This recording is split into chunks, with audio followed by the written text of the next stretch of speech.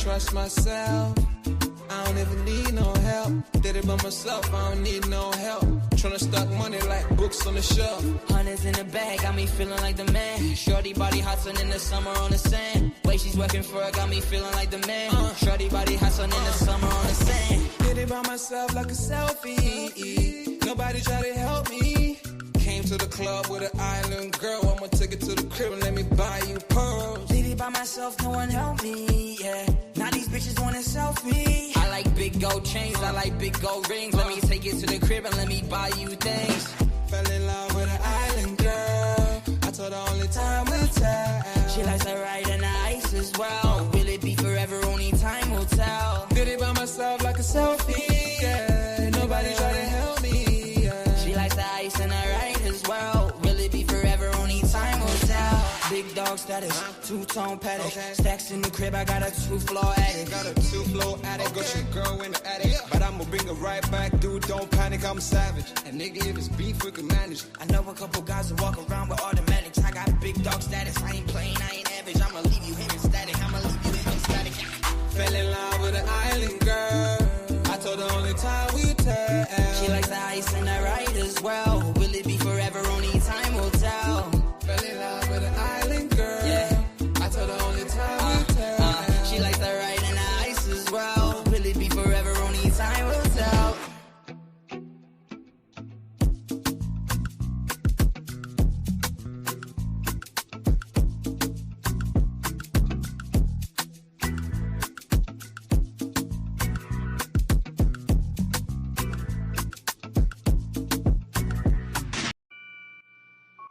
Take note.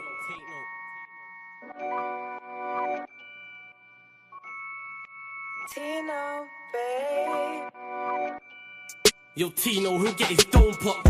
Satin blue on his whip, but he ain't no cop. Don't stop, spray up his motor till it smokes up. Cause what I bought for insurance, I have it wrote off, you joker. Suck on your mum and take note, cause the foreign ring up in his grill. Like grandma stovetop, don't flop. Fuck up the game like this was Roblox. Oh gunner, running this field, I'm for your walk up. Drum roll, load up a cannon and give her more shots. I put your face on a beam, now you're Zordon. Treat you like an old sketchbook, you'll get drawn on. I lead your girl from the back, I'm that raw blood. Wait, who the fuck feels they could do me something? I'll roll up in your ends with a toolie busting. 32 ugly as shit, like Miss Rooney's husband. Somebody cut me a deal, I'm just too disgusting. Niggas think they next in line, but they ain't doing nothing. Mask on, metal in hand, Freddy Krueger's coming. Tools all up in your home, I'm here to fix the plumbing. House blown, toaster run, leak gas from your oven. Diol on your girlfriend's face, and she best get to sucking. Head game resemble my dad, cause it was good for nothing. Yeah, I'm still vegan, but I'm down for beef. Niggas think they slick with a dialect, but talk is cheap. Watch your mouth, little nigga, because I roll with heat. Top said there's no returns, and I see no receipt. I put your boy in the back like he was groceries. Riding round with the burner boy in case I find a unique extendo. Licking off shots until it overheats. No mask, did it barefaced, just so they know it's me. Eyes closed, chest wide open, heart surgery. Usher said just let it burn, let's make it third degree. Niggas think everything's jokes until you shoot his queen. Shot was funny as shit, it barely missed the bean. Wax on, then wax off to leave the burner clean. Then open up the Uber app to flee the murder scene.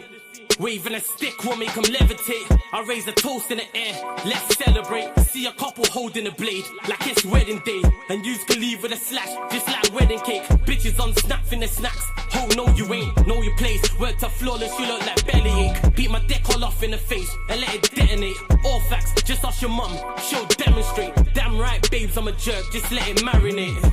I gave it a beat like I was Penfold. And some retarded head, my tongue's mental. Babes, if you die then you die, cause you was meant to. Nigga, all I do is draw, I'm a pencil.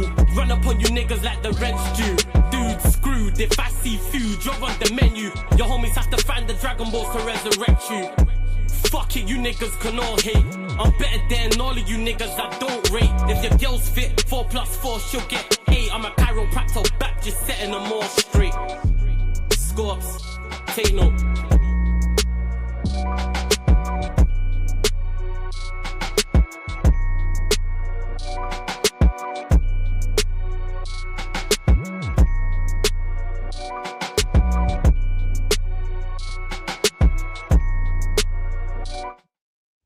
Yes, people, we are back live. We are back live on the Sarcasm City TV YouTube for another edition of the Manchester United, Manchester City podcast, where we discuss all things Manchester United and all things Manchester City.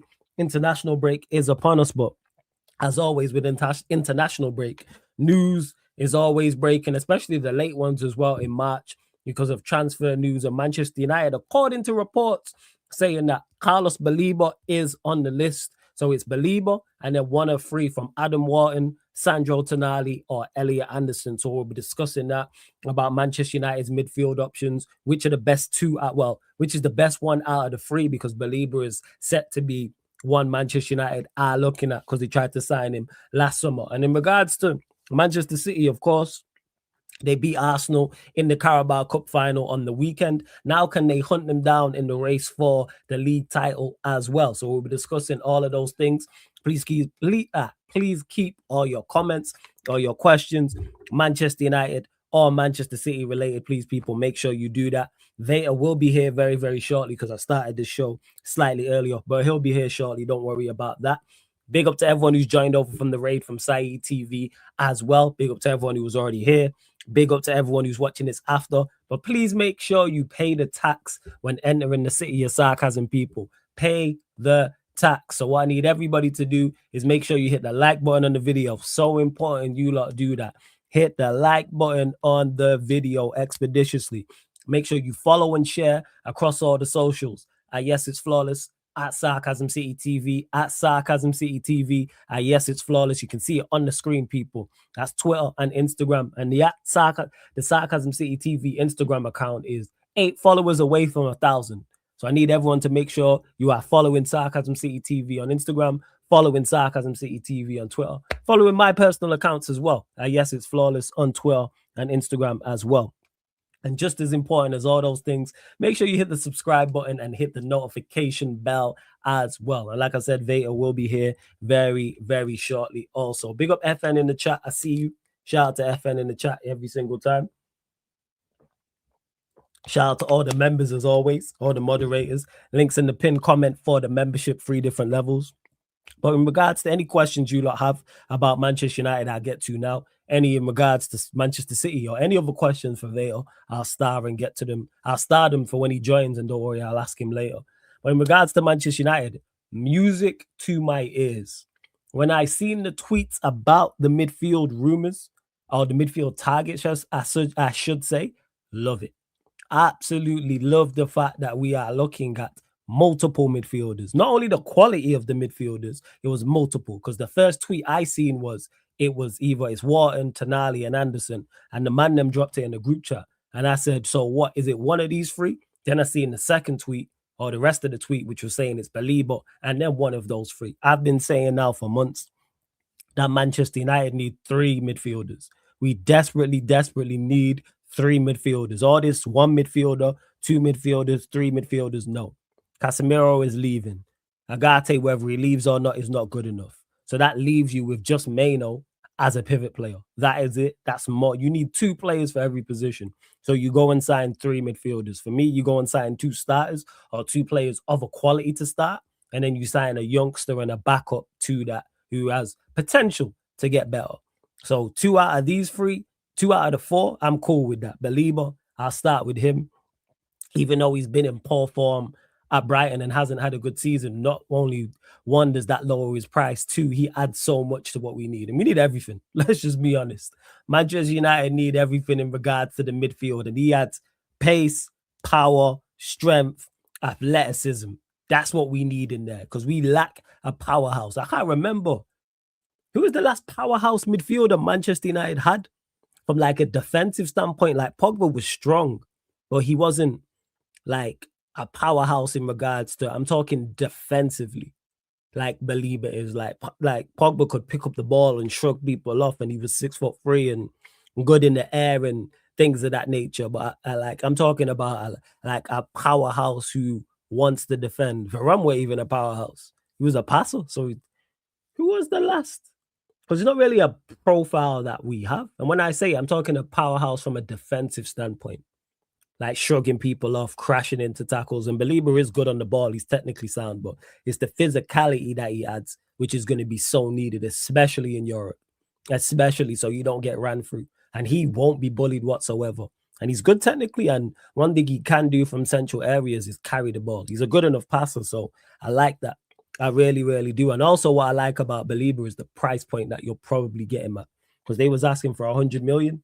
You ain't getting that no more. And I'll make an exception to the rule because I always talk Matic maybe, but Matic was more, he was strong. Yeah, you could say Matic. He wasn't the most mobile, but he was more of a screener. But yeah, he had that strength. So he's probably the closest to it.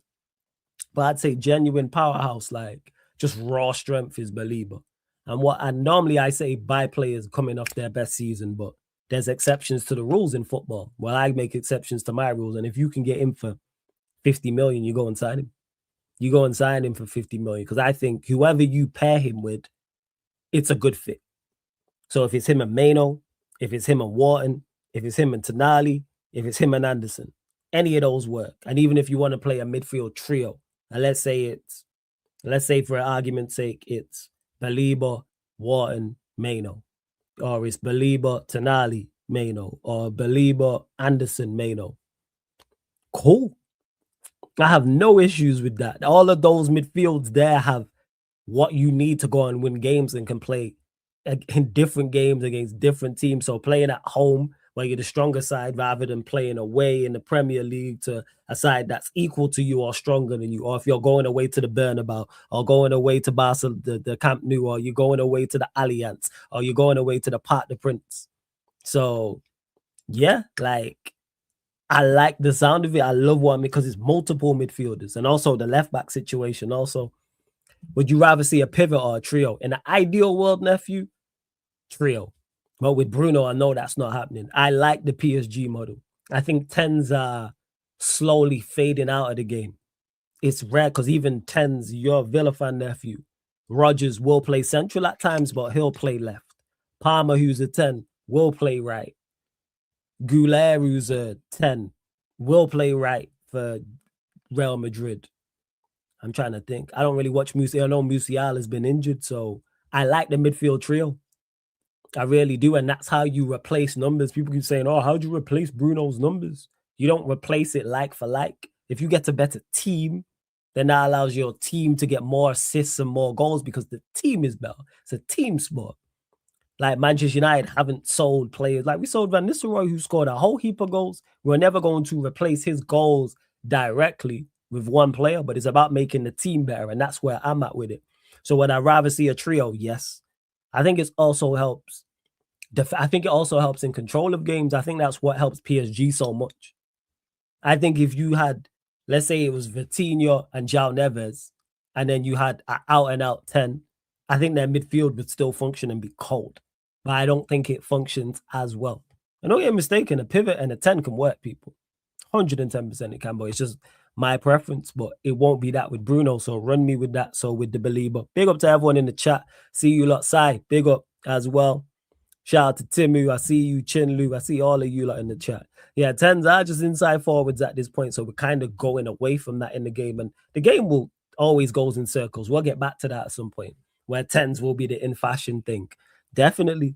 So yeah, Baleba, I'm cool with, even though I have for me, it's price point with him. Because he's coming off a poor season, price point. But he's exactly what we need.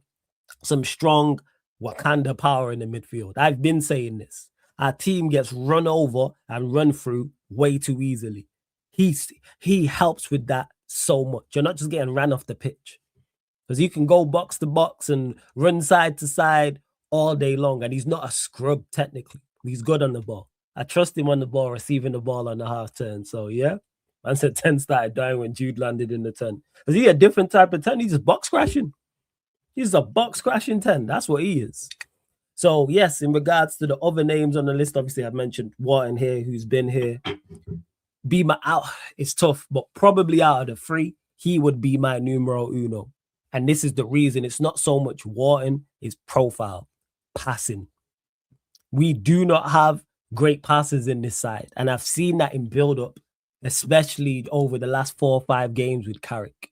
I look at it against Bournemouth, the Everton game, Newcastle, West Ham, I'm looking at it and I go, not only do we lack in regards to running power and athleticism, we cannot shift the ball quick.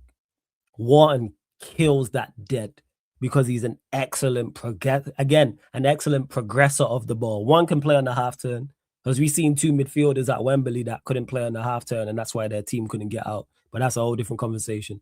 Imagine being a £100 million midfielder and can't get on the half turn. It's crazy. But again, whole different conversation. But that's what I like about Wharton, and it's slick. It's through the lines. And because I rate our attackers so much and so good, if he can, because you have the ability to turn defense into an attack quickly, that gives our players in the front line more time to do damage. So that gives Bruno, Cunha, and Bremo, Ahmad, Sesko more time. Fullbacks, which we'll get onto in the live stream as well. So Wharton, what I like most about him, profile. And if you pair that with Baleba, that's just both. And I look at Wharton, especially in Europe, where you'll get more time and technically in keeping the ball. And I like the idea of him and Mano with a Baleba. I think it's a mix of everything. So I really, really do like that. And shouts to the lovely Charlotte in the chat every single time. Look, she said hello to me second. You know, this is crazy work. This is crazy. This is crazy work, you know, people. But I hope you're blessed, Charlotte. Glad that York got beat as well. They can hold that. Rochdale definitely getting promoted. We'll see them in League 2. Definitely. And yeah, this is it. This is it, Si. You need someone who can start attack immediately with precise passing, and it's so every level of football is needed. It's because when you don't have it, you understand how much you miss it. So whether it's Saturday League, Sunday League, or you're playing in the Premier League and the Champions League, we've all played football at some level. Me, Saturday League and Sunday League. Midfielders who can start attacks and play on the half turn and can progress the ball are a goldmine. I play central midfield. Guess what? I am not one of them midfielders. I'm not a midfielder who's one, playing on the half turn, number one. And number two is playing the balls through the line and progressing it. That's not what we're doing. So with Wharton, it helps so much. If he can get the ball into Bruno, and then Bruno can play it into whoever, or Cunha or Mbrem, and I think it helps our attack. And also with the fullbacks, like I said, I'll get to. So Wharton, what I like most is the profile. It is. And make sure you lot subscribe to Charlotte's channel as well. Char Talks Ball and all. Make sure you lot do that. Tonali, just quality. That's the best thing I can say about Tonali. He's like a mix of both. Like he gives you the technical side, like he can get on the ball, spray passes, short, long range, etc. High IQ, but then he's mobile. He's then athletic. Doesn't shirk defensively. Won't be bullied. Again with Tonali, price point, right age as well, like 25. So how much would Newcastle sell him for? Because I believe they bought him, it was 70, 80 million. But I think if we go and get him, I think if we approach Newcastle, I think Tonali says yeah. And Anderson as well. I look at him and I go, you fit the criteria of Manchester United, end up with Anderson. Guess what? I won't be mad. I look at him, industrious, mobile, agile, doesn't shirk the defensive work. So I don't have to worry, won't be bullied. So I don't have to worry about you from that aspect. And then technically you can get on the ball as well. I don't think he's as good of a passer as a Wharton, but I think you're good enough passing the ball short. You're good enough passing the ball long. I've seen him spraying passes left and right. And I think with better players around you, to all three of them actually, scratch that, all four of them, with better players around them, they perform better as well. Again, price point. Do Nottingham Forest get relegated? I think they'll get relegated. Therefore, that makes them cheaper. So I like that with Anderson, and that's why I like the options. And any two of the four, well, it's Baleba and one of the other three, I'm with it. I'm with it. Oh, thank you so much for the shout out. I'll say hi to you first next time. No, I'll say hi to the chat first. It's all right. It ain't all about me. You can say hello to the townsfolk first, the city people, the lovely citizens in the city of Sarcasm and Sai. So yeah. What's this? That same 100 midfielder had more long throw-ins in a final at Wembley, but yo, world class. Hey, uncomfortable conversations, nephew. Uncomfortable conversations. I think Wharton in the 8 would force Sesko to become better, especially at hold up and getting space for himself. He can develop into a killer with Wharton's one touch. Yeah, definitely. And that ties into what I was saying to me about players the four midfielders playing with better players, but also they all help the rest of the team play better. And that's why it's a team game. I'm not looking for individuals. Of course, if I can get quality individuals and world-class individuals, bring them in. I need the team to be better. I need the team. This is where I'm at with it. It's a team game. There's a reason there's 11 players out there, 10 outfield. Let's see what else you lot are saying. Mateus Fernandes could be a cheaper option to Anderson as a better passer too. He could be, if he's the third option, I have no issue with that, Chinnu. And I Googled it about Stiller, and it says he has a release clause, but if Stuttgart pay him $2 million, the release clause is no longer valid. Well, I've never seen anything like that, to be honest. But I don't know if they've paid the release clause or not. But if it's, like I said, 2 from the 4, well, Baleba and 1 of the 3, and then you had a Stiller with Mano, calm. That 4 is absolutely calm. That is cool. All is taking unnecessary shots. Yo, you've been shooting at me all day in the group chat, and now I shoot back. Now it's a problem. Huh? How many times you added me today side chatting rubbish as you and Dunsey are going back and forth? See how man like to throw rocks and then hide their hands? Huh? See this? You think I don't be noticing? Just because I don't directly respond don't mean I don't read it and see the acts. I might just not respond directly. Yeah, waste man. Yeah. But I'm not having Wharton if he doesn't have an animal like Bruno G, Anderson, or Baleba next to him. Well, he should. That's the point, Timmy. It should be Wharton next to one of those 3. So I don't worry about that because we should have, again, it ties into being a team game and having options. Because I don't want a Baleba or a Bruno G or Anderson without a Wharton. It has to be, or it should be a mix. We should have all them options in there because you have 4 midfielders. Don't blame me, it's done. See, all right, yeah, pass the blame. See how people try and play victim. That's why I didn't even deny it. This guy been chatting shit about me all day in the group chat. All day. I woke up, seen it all day, streaming. This guy at me. I'm not even involved in the convo, and he calling me out on my name. Always, man. Yeah. And I shoot back on a live stream. Now it's a problem. I called him nice. Donchenko is a fire name. Who came up with that? That is fire. Donchenko. Yeah. That's fire. Oh, shit. Shout out my guy Northside, man. Big up Northside every single time. Has he done cursing? You know what I'm saying? It's not as Northside done cursing, people. When I redirected to him a couple days ago, he was on one. Don't worry, people. There's a Q&A after this anyway, so we'll be talking Salah and Igor Tudor and all that, depending on what time this finishes. Yeah, Donchenko is fire, yo. That is a fire name, Donchenko. Shout out Dunsey every single time. Big on my guy Northside for the raid. Everyone who's joining over from the raid, run up the likes. There's over 110 of you lot in the building. We're only at 27 likes. Let's get up to 50 likes, people. Let's get up to 50 likes. Let's hit the subscribe button. You're right here on the Sarcasm City TV YouTube as well, people. 16,461 subscribers. I'm looking for 4 more subscribers. So get us to 16,465. So I'm looking for, it just went up to 28 likes. Looking at 22 more likes, 4 more subscribers, people. Just 4 more subscribers, 22 more likes. You don't know the vibe. One of the guys on his panel, and he told me today, so I said, yo, we running with that. Oh, yeah. We running with that, 100%. 100%. And this is everyone joining, this is the Manchester United, Manchester City show. So keep all your comments, questions, United related or City related. Veta will be here shortly as well. He will be here shortly. Right, we'll see what we got. Yeah. Whatever, man. Whatever, sigh. Well, yeah, where was I at? Yes. And this is what it is. Because all the midfielders we've been linked with have weaknesses. Hence why you have a midfield duo or a midfield trio. Because you're not going to have, it's very rare you have a midfielder that does everything like a singular midfielder. So therefore, that's why you need the other midfielders to complement. So if you have a Wharton, you have a Baleba, for example. If you have an Anderson, you have a Tonali, for example. Like this is the mix or a Mano.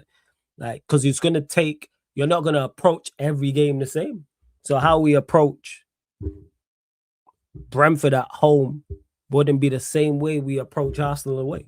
It wouldn't be the same mindset. It wouldn't be the same midfield. You wouldn't approach Real Madrid away the same way you'd approach Crystal Palace at home, for example. So, yeah, that's how I look at it. Which two do you want for United? Wharton plus Baleba. Yeah, they're the two. Because the reports have said it's Baleba and one of the other three from Wharton, Tonali, and Anderson. So if you're giving me two to pick, run me Wharton and Baleba. If it was just two from the four, I'd go Tonali and I'd go Tonali and Wharton. If it was two from the four, but it doesn't seem that's the mix. And again, price point is key with these as well. Price point is key. Like, I'm not paying 80, 90, 100 million for any of them. Absolutely not. The single DM doesn't work unless he's elite. A trio would work as a two. Could be a box to box with one of the Bob. Yeah, that's why I don't worry about it. Yeah, that's why I don't worry about it. Like, in regards to it, I don't need people are like, oh, he's not a 6, he's an 8, he's an 8, he's a 6. My midfield, people would say that Casemiro and Maino's definitely not a 6. People would say, oh, Casemiro's not a 6 who like sits and screams. Figure it out. If you're an intelligent midfielder, or intelligent midfielders, you lot can figure it out. So any of the mixes we've heard, I'm with it. I don't think Kobe and Anderson will work well together too. I think it works. Fine. I think that offers, what does that lack? I think you got everything in there with those two. I think that's fine. I think there's enough defensive prowess there. I think there's enough athleticism there. I think there's enough steel there. And it shouldn't just be those two as an option. But yeah, I think most games this could work. 90% of matches, if you're lining up with Maino and Anderson in your pivot, I go, cool.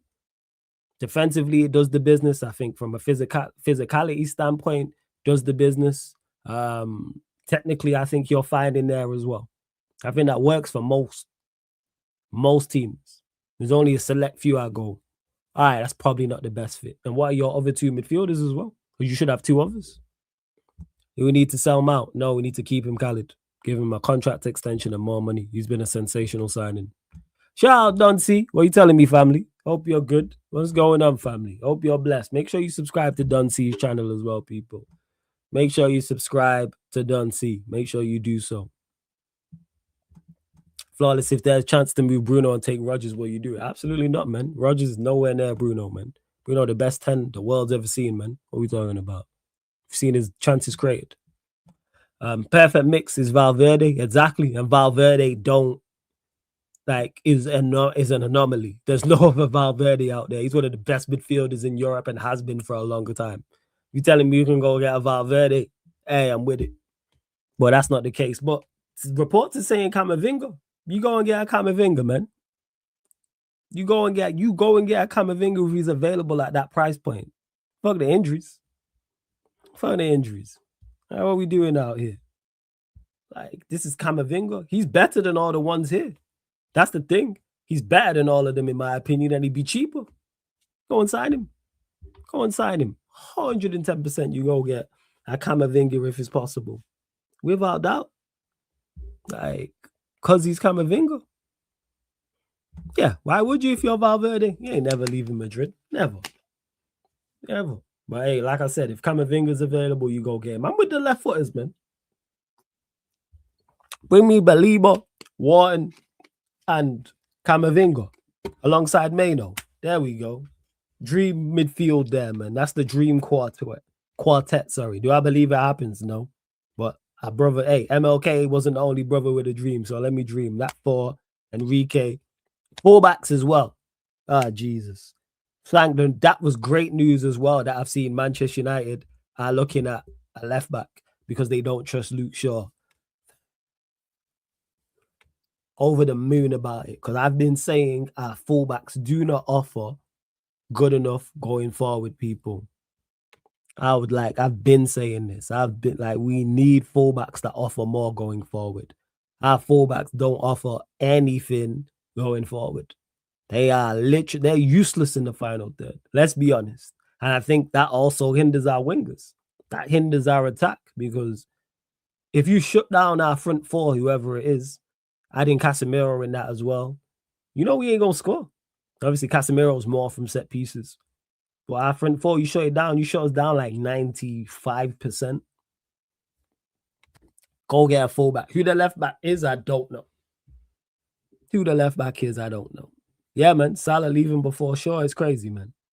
So we need to definitely go and get a left back. I know we've been linked to Juve at West Ham. I know he's more of a, I believe he's more of a wing back. But again, profile. I've only watched him a few times because I don't watch West Ham a lot, but I like the profile, man. Been saying this straight Wakandan power. That's what's needed. I'm all for that. We need to add some more athleticism in this team, man. We need people with the vibranium in their muscles and in their body. Like, that's what it is. And we just go in, what's it called? And we need a fullback that goes, not only offers quality in the final third, we also need someone who goes byline to byline and can do it at a pace. Because I think that as if you have Cunha on the left and then you have someone bombing on, it helps Cunha out so much. It helps the team out. And we create more goals as well. I like Ola Aina from Forest. Problem is age. That's why I don't think we get him. Because he was out of contract, I think, this past summer. I'm a fan of Ola Aina, a big fan of him. But he's 29. Yeah, he's 29, so no, I wouldn't go near him. Unfortunately, I wouldn't. And Khaled, I'll ask when Veta gets here, I'll start a question for Veta as well. Any City questions, I'll start for Veta people. But what was I saying? Yeah, Aino, I do like him, but again, 29, so he don't fit the age. If he was 25, I'd say go sign him. I'd say definitely go and sign him. I'm a big fan. I think he's one of the better fullbacks in the league. He's been one of the better fullbacks in the league this season, and he's one of the better fullbacks in the league definitely last season as well. Quality. He is. So, yeah. I don't know anything about him. Saeed mentioned Nathaniel Brown to me, German fullback. I know nothing about him to even be like, yeah, go and sign him or don't go and sign him. Alphonso Davies, Alphonso Davies. That's a dream. And is he not injured again?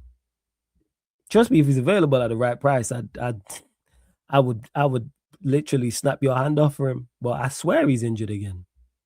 Because I seen a picture and he was like in tears. Because he gets injured and he gets bad injuries also. It's bad injuries. Predict my perfect realistic transfer window.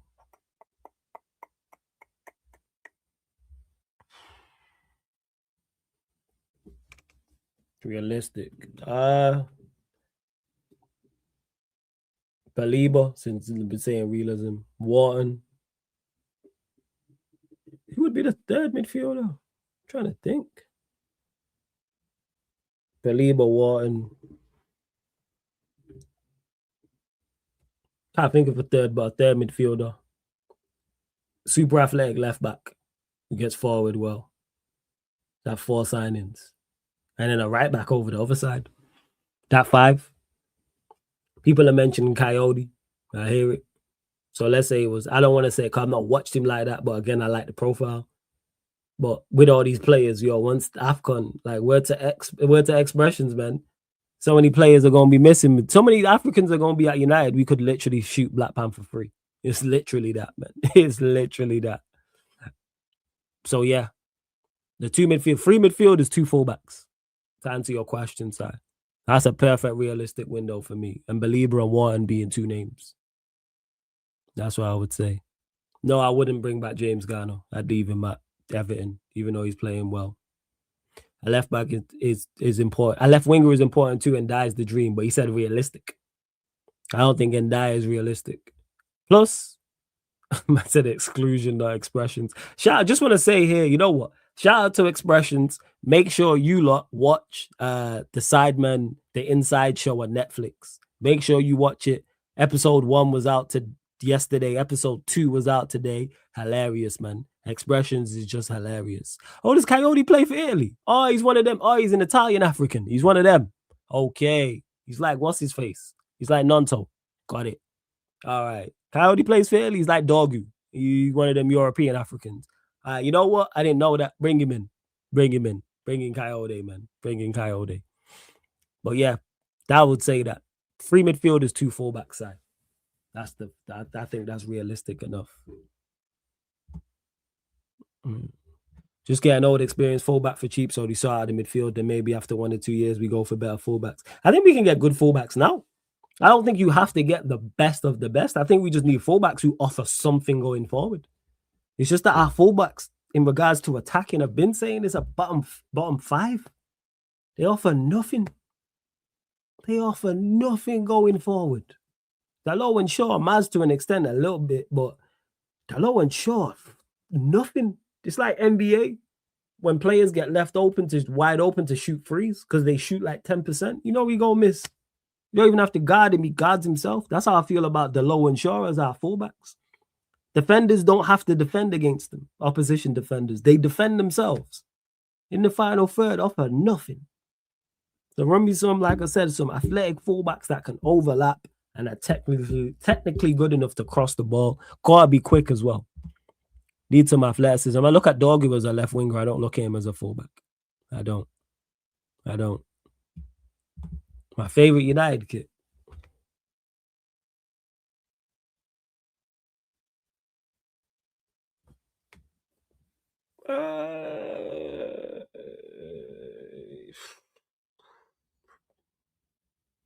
Favorite United kit. Probably the black sharp one from the 90s, to be honest. Oh, a few. But that's up there. The black sharp kit from the 90s. I like that one. The blue and white one from the 90s. The green and gold one from the 90s. The red one from 99. The white kit from 99. The black one in the early... The black one in 08. The black one in 08 was fire as well. This one I got on is one of my favorites as well, actually. I like this one a lot. So, yeah, I'd say, yeah. Black kit from the 90s, the blue and white one, and the gold and green one. That's what I would say. And yes, Duncy, I did say they're calling you Donchenko. Yes. Flawless, I'm not a United fan, but I think the different managers, permanent or interim, has made fullbacks the biggest issues on the pitch in recent years because of constant change. Is that the case? Nah, I don't think so. I don't think our interim managers or managers have been the case. We've just bought bad. Up until the last 2 seasons, we've just bought terribly. And we've needed to address everywhere. And granted, Ineos have done that well. They addressed the attack last summer. They addressed the defense, the central of defense, the summer before that. Adding Maz as well to that. Now it's time to address the midfield because we've been far away and performing poorly. Let's see what else you are saying. Fair on the experienced fullback, DeMarco and Anthony Robinson. Again, I like Robinson. I think he's been injured this season, but age as well. I don't see United going for him. They haven't signed anybody over 26, and he's going to be 29 to start next season. I don't see us signing a 29-year-old. Even though I'm a fan of his, I don't see us signing a 20. So I don't think we get Bruno G.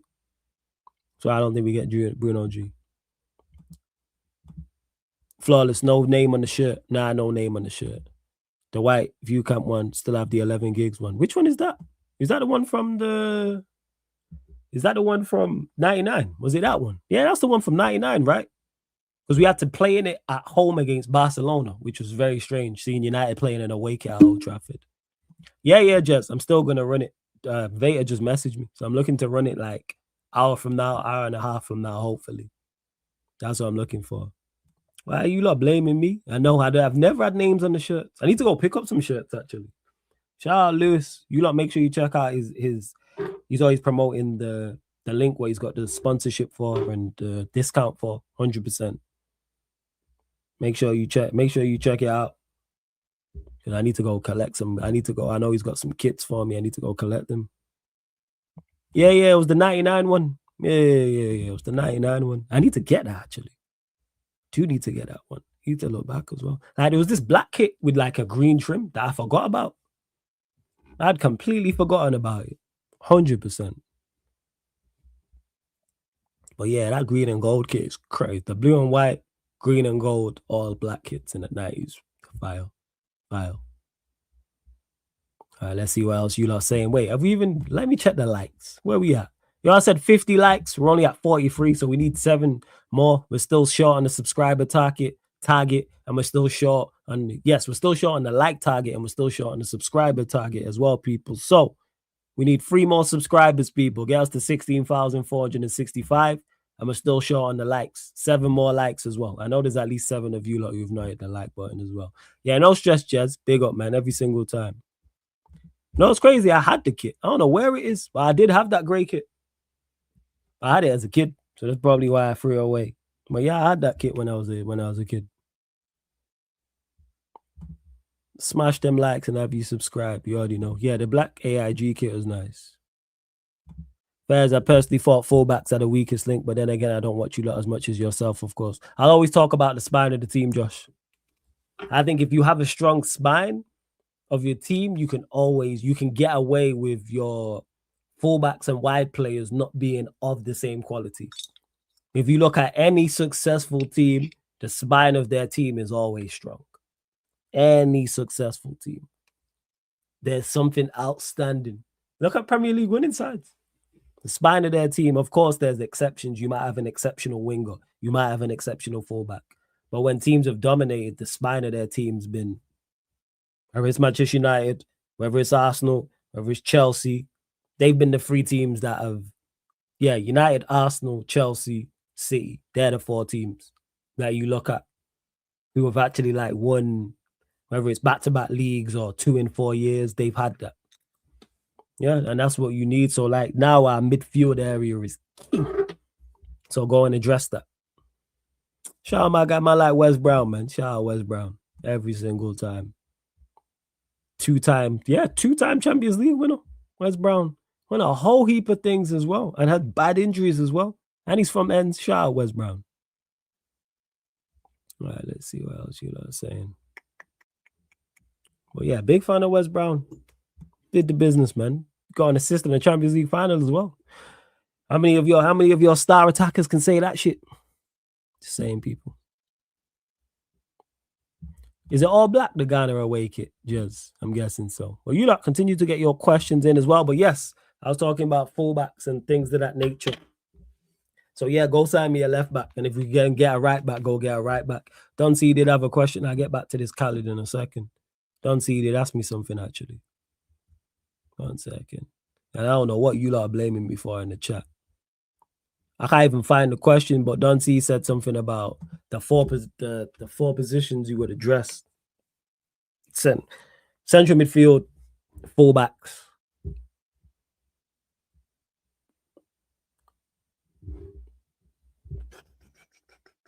Yeah, central midfield and fullbacks will even be 3. Because I think we need multiple in there. It's not like we just need 1 midfielder and 1 fullback. I think we need 3 midfielders and need 2 fullbacks. So even though you asked for 4 and I've given you 2, it's because it's multiple. That's what I would say. And yes, Josh, I agree. The blue kit was nice. The AIG blue kit was nice, actually. Very, very nice. When I take João Gomez from Wolves, I've not watched him like that, to be honest. Hear a lot about him. I ain't watched him like that. I have not. Agreed. We do need 4, 5, 6 players in the summer. Agreed. Flawless. If you had an opportunity to change 5 things in the Sir Alex Ferguson era, what will it be? The 2 Champions League finals, the league title that we lost on the last day to City, the league title we lost on the last day at West Ham when Liverpool beat Blackburn at Anfield because Liverpool could have handed us the title. That's 4. And then fuck it, because it pissed me off so much, that semi-final against Leverkusen in 2002. Even though we would have got packed up by... No, scratch that. The loss against Porto. Because then Mourinho don't win the Champions League and then he probably doesn't join Chelsea. And then we probably win more during that period. So yeah, the Porto win. They're the 5. There you go. They're the 5. Nice Nike United kits were decent. Not a fan of the Adidas ones. I hear you, they ain't been the best. I do like this one. This kit is clean. But then again, blue my favorite color. So I like this shit a lot. Nice, this one. And the white one they had as well. That was a nice kit also. Now you lot made me want. I need to, I need to head to London and get my kits, yo. Fuck. For the winger position, Ndiaye is the one, but he's similar to Cunha, but he just needs to work on his decision making. Hey, if we can get Ndiaye at a good price, I'm with it. I like our left winger options. If we go into next season with Cunha and Dogu as our winger options over that side, I have no issue with that. Zero. If Ndai becomes available and he's at a good price, yeah, I just don't like the prices they're talking, but I think he's a good player. And he's 26, so yeah. Would I ever cop a Spurs kit? I don't even buy Manchester United kits. Shout out to Lewis. I ain't bought a kit. This kit here, I didn't buy. This kit I've got, I didn't buy. I've not bought a Manchester United kit in years. The last kit I bought was for radio because we needed it, and it was the gravel kit. It was like the gravel kit, the away one. Yeah, the Vodafone shirts. That's what I need to get next. The white one was nice, and yeah, we had a white one. We had a white Vodafone kit. Yeah. That shit was clean.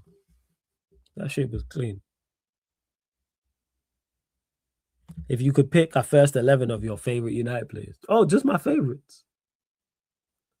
Van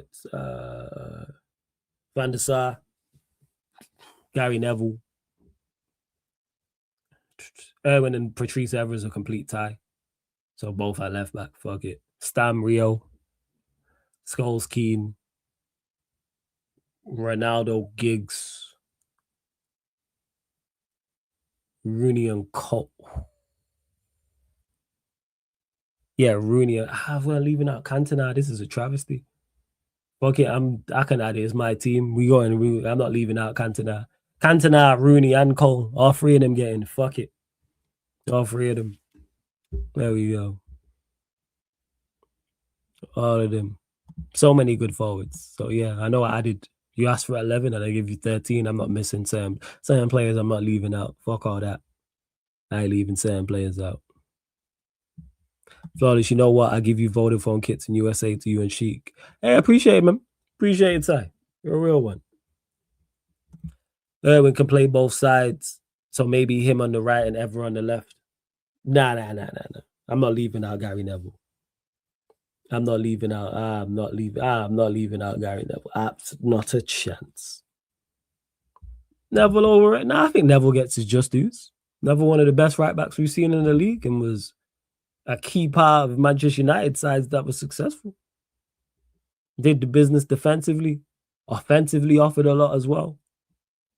Like, we watched him get better. Like, him overlapping and putting in crosses into the box was something we watched him get better at.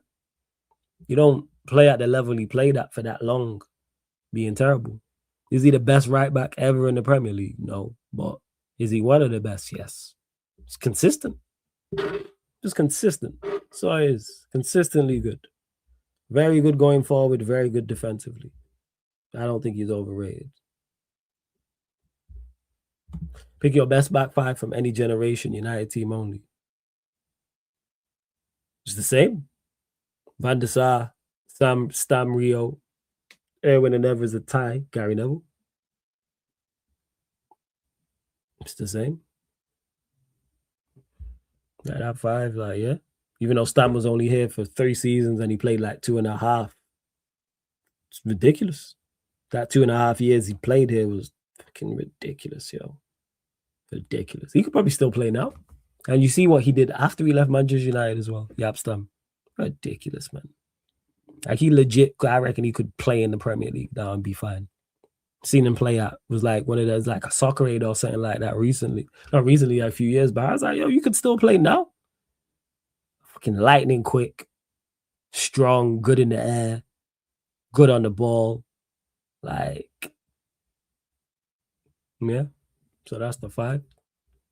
But hopefully, like I said, Manchester United do the business this summer. And that's what we have to do. Do the business do the business this summer, and we'll be all right. I stress the fact enough that I like the midfield options, and it's multiple. Go get 3 midfielders. Go get at least a left back, even though I'd like a right back. But if we can get a left back, we cook it. Manager as well. Who's the manager going to be? I don't know. Is it going to be Carrick? I don't know. We gonna find out. But I'm unsure. I'm unsure. I do this to you, Duncy, and this is only for Duncy in regards to this. But Q&A, I'll answer more stuff like this. But it's supposed to be United City. But best 5 from rival teams: Czech, Ashley Cole, Trent, Van Dijk,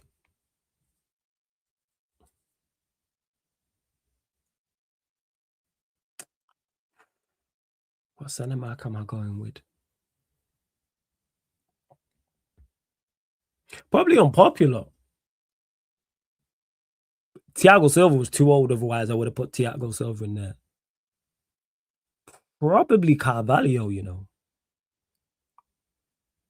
Yeah, I'd probably go Carvalho. Terry, I was thinking of.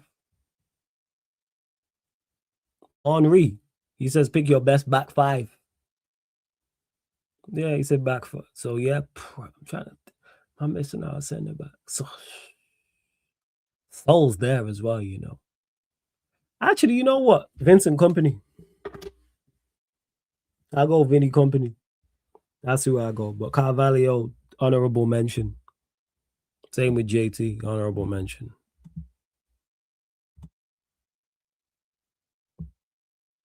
Yeah.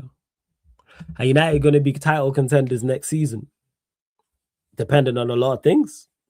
Recruitment. If we recruit right, who's the manager going to be? Can we be? Yes.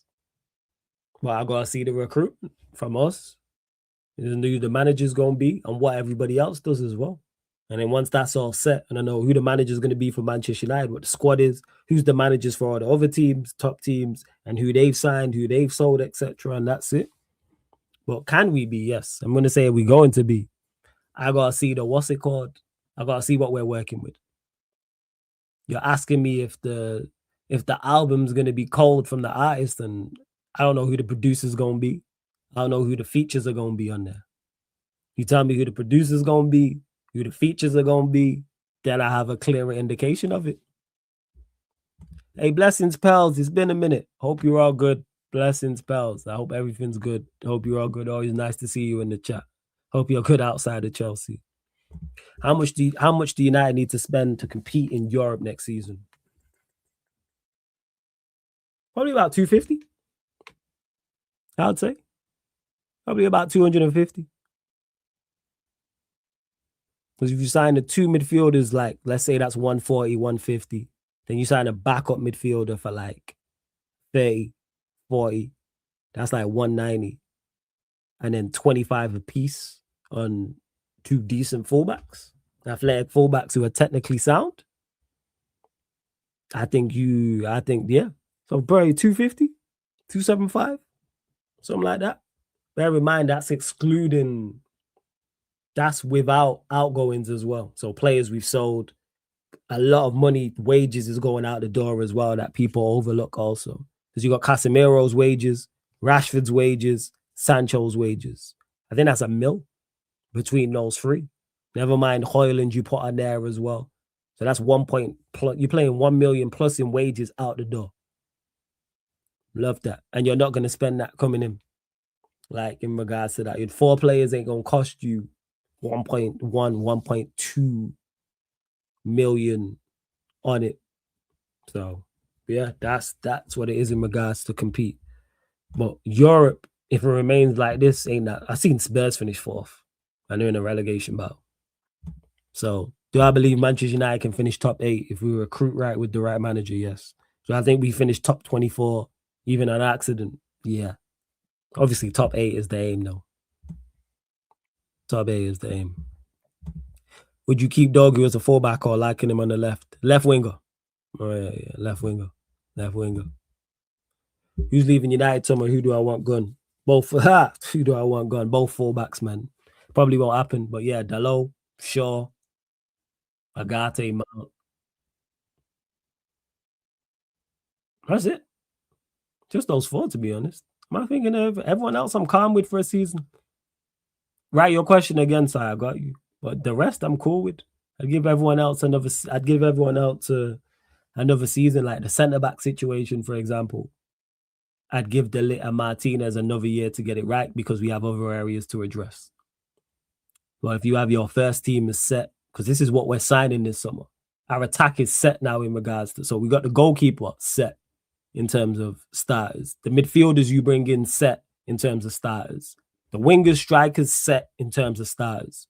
So it's just our centre-backs currently are set in regards to starters, even though they're injury prone. Fullbacks we're not. So go address the fullback area or address the midfield area. Then if your centre backs are still not up to the mark, you move on Delit, you move on Martinez, and you go sign 2 starting centre backs. So you see where Yoro and Heaven are at in regards to their development and their level. Yeah, Delit been out a long time. Now we'll give him one more season. Flawless, which 5 players from 1989 to 2013 from Arsenal, Chelsea, City, Liverpool will you take at United? You always asking these tough questions that I think long and hard about. Jesus. What in this squad?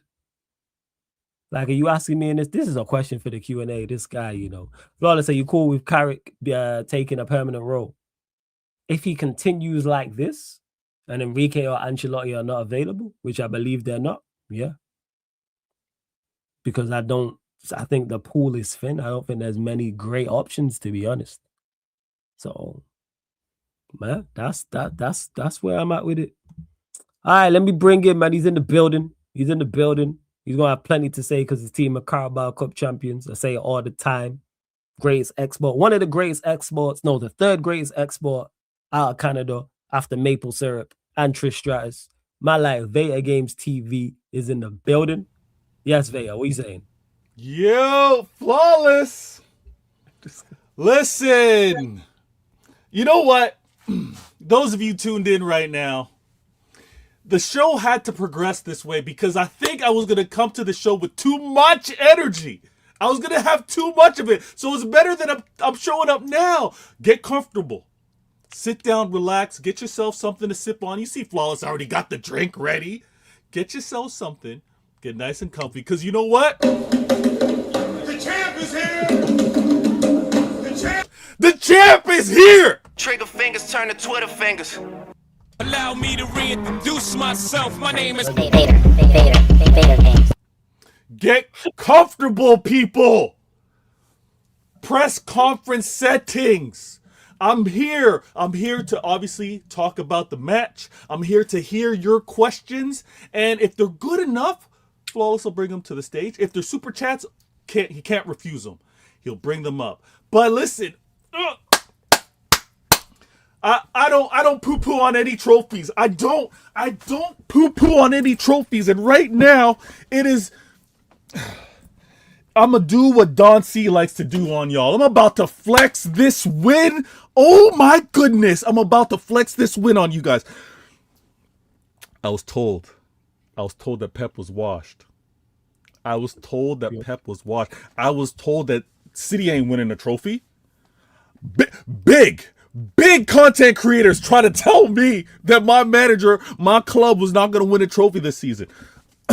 Apologies for being late. I put in a few extra sets. The last time I was on the show with Don C, I told him I'm going to do my best to catch up. I'm going to catch up to him. He's probably benching. I'm trying to catch you up to then catch him up. So I'm way behind, man. You know all right. So yeah, so as you're I'm trying to catch you to Don C. So listen, it's a catch up all over the place. I'm trying to 300 on that bench, just like Don C. I'm trying to make extra large shirts look like they're mediums. This is what it's all about. And tonight I gotta flex on everybody. Everybody that doubted. Everybody that questioned my football knowledge. You know what? As much as I go on, carry on, man. I love seeing you in this mode, is what I'm saying. Go on. And you know what? I gotta say, last season it was unfortunate. All I had to really flex was the Community Shield. This season I got the League Cup, and could it be one of many? Could the League Cup be one of many? I'm not even going to go there yet, because what happens way too much in this space, what happens way too much in 2026, in this era of life, is you don't take time to smell the roses. You don't take time to look at the clouds. You don't take time to admire the growth of the trees or the color of the grass. This is where things are at. I am going to cherish this win because they don't happen often. I'm not going to start the show by being disrespectful. This is happiness. If Flawless happens to get disrespectful, I got a few in the chamber. I got a few ready. What's it called? You won. I ain't even going to take no shots. You know what I'm saying? This is what? Yeah, I ain't going to take no shots. As long as you don't take no shots at me, but you won, so, I ain't saying nothing. Congrats and say your piece. This is what I like. Right now, it's a ceasefire. All right, it's a ceasefire between me and this man right here. It's a ceasefire. If it looks like he's even going, if he's, in westerns, if it looks like he's even trying to draw, listen. All right, we calm right now. Ceasefire right now. It's peace treaty. This League Cup was stress, Wallace. I can't lie to you, man. It was stress. The week I had, the performances in terms of dropping points,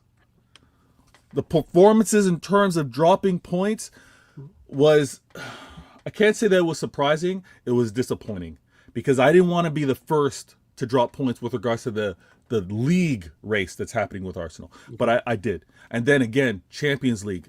You know me. I want Goliath all the time. I want the biggest, baddest, whoever it happens to be. That's what I want. I want to see how my club measures up. I want to see whether my players are about it. And we weren't. My manager wasn't locked in on that first leg. The players let in 3 goals on that first leg. The second leg, I had, again, instinctful. I had Bernardo Silva, hand behind his back. Again, I guess he extended the elbow. Hey, red, we accept it, move on. But the fight that I saw, 10v11 versus Real Madrid, I was like, you know what? I ain't giving up on this season. I ain't want to give up. Listen, trust me. Everybody in the chat, don't be a quitter. Ladies, don't be with a man that's a quitter. All right. Again, late night show with Flawless. Flawless does this, midnight vibes type thing. I'm just gonna say this, ladies. Don't be with a man that's a quitter. Right? In relations, you want to work. What? This guy out here in the large shirt making it look like a medium, yo. You feel me? No, that's Don C. That's not Don C. That's Don C. I'm actually wearing, this is a large right here. I'm actually wearing a large. Yeah, Don C. Like be making. Medium, yo. I'm out here with the small, looking like a small but carrier. Nah, you know how camera puts on 50 pounds. I'm gonna say what we have with regards to this season. I could not give up on my club. I could not give up on what I thought I was going to see in this final. And they didn't disappoint me. They did not disappoint me. Every player fought. Every player was locked in. And again, I knew it was going to be a long day, Flo. This is a couple of things have come out. I haven't quite done my homework. I'm not sure if Pops is going to catch this live or catch this on a replay. But Pops, I'm working on my numbers, Pops. Pops, I'm looking to see the viewership. Apparently, this was one of the top viewed matches again. Top viewed. Apologies, I don't know. It's all good, man. It's all Listen, good. this was one of the another because it's a subplot to the title race as well. So that's an added intrigue factor. Because a lot of people would say that if you lot go on to win the league, people will look at this win and say that's definitely, because Paul Scholes said it on his pod that he reckons if Arsenal would have beat you lot, he reckons it would have been title over. So you reckon you still have a chance because of that? Which I hear we know about momentum in football. We do know about momentum, the domino effect, right? The butterfly effect. There's waves to this. And I have to say this. That game, with how we set up to play and the viewership, listen, Flawless, you want viewers? Manchester City. Easy. You want record views? You want people tuning in?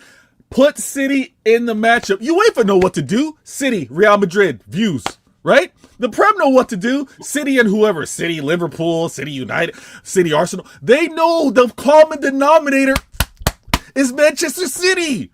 So I knew everybody was tuned in, and my club did not disappoint. I have to say, a makeshift back four, right? A makeshift back four because Ake and Kusanov have not been playing together. Ake's been a warrior for me ever since he's come to the club, but he's been injured as of late. He was phenomenal treble season, but as of late he's been kind of injured. Game flow, game rhythm, game speed. Pep trusted him. He played in that back four, and it didn't look like he missed a beat. Everything aerial. And again, I don't nerd out, I don't geek out, but I believe, until I go and check out my Manchester City content creators that do kind of nerd out with that, shout out to Nobbins, I'm assuming that Ake did not miss an aerial duel. That's how dominant of a performance I saw. I don't know if he did, maybe 3 out of 4, maybe 4 or 5. He went off. He was incredible. And he came back after not being the most consistent. Again, Flawless. ceasefire right now. But Flawless, when he was kind of like in that, hey, I'm gonna take some shots at you and all that kind of stuff. After my Real Madrid exit.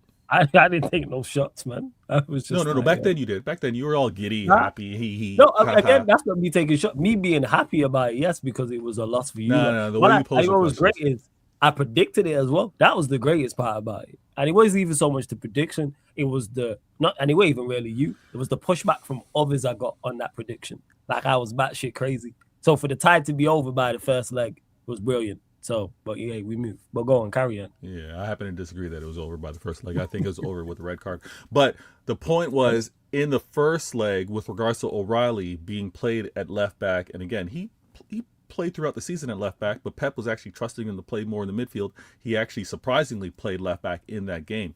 Not sure exactly what Pep was looking or what the emphasis was to trust him in that role, but Pep didn't say, listen, young academy player, I'm still trusting you. I trusted you in a big match versus Real Madrid. I'm going to trust you in a final versus the best in England and the best, apparently one of the best or the best in Europe. O'Reilly. Oh my goodness. Listen.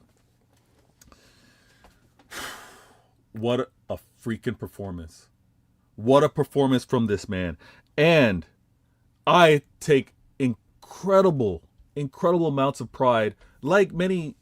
You know what? Maybe it's a Manchester thing, because from an academy standpoint, when your academy guys are able to contribute and be part of the trophy run, it's blessings. And it's not just, you do a cameo here and here. It's actually being impactful, being trusted on game after game. That's Nico O'Reilly.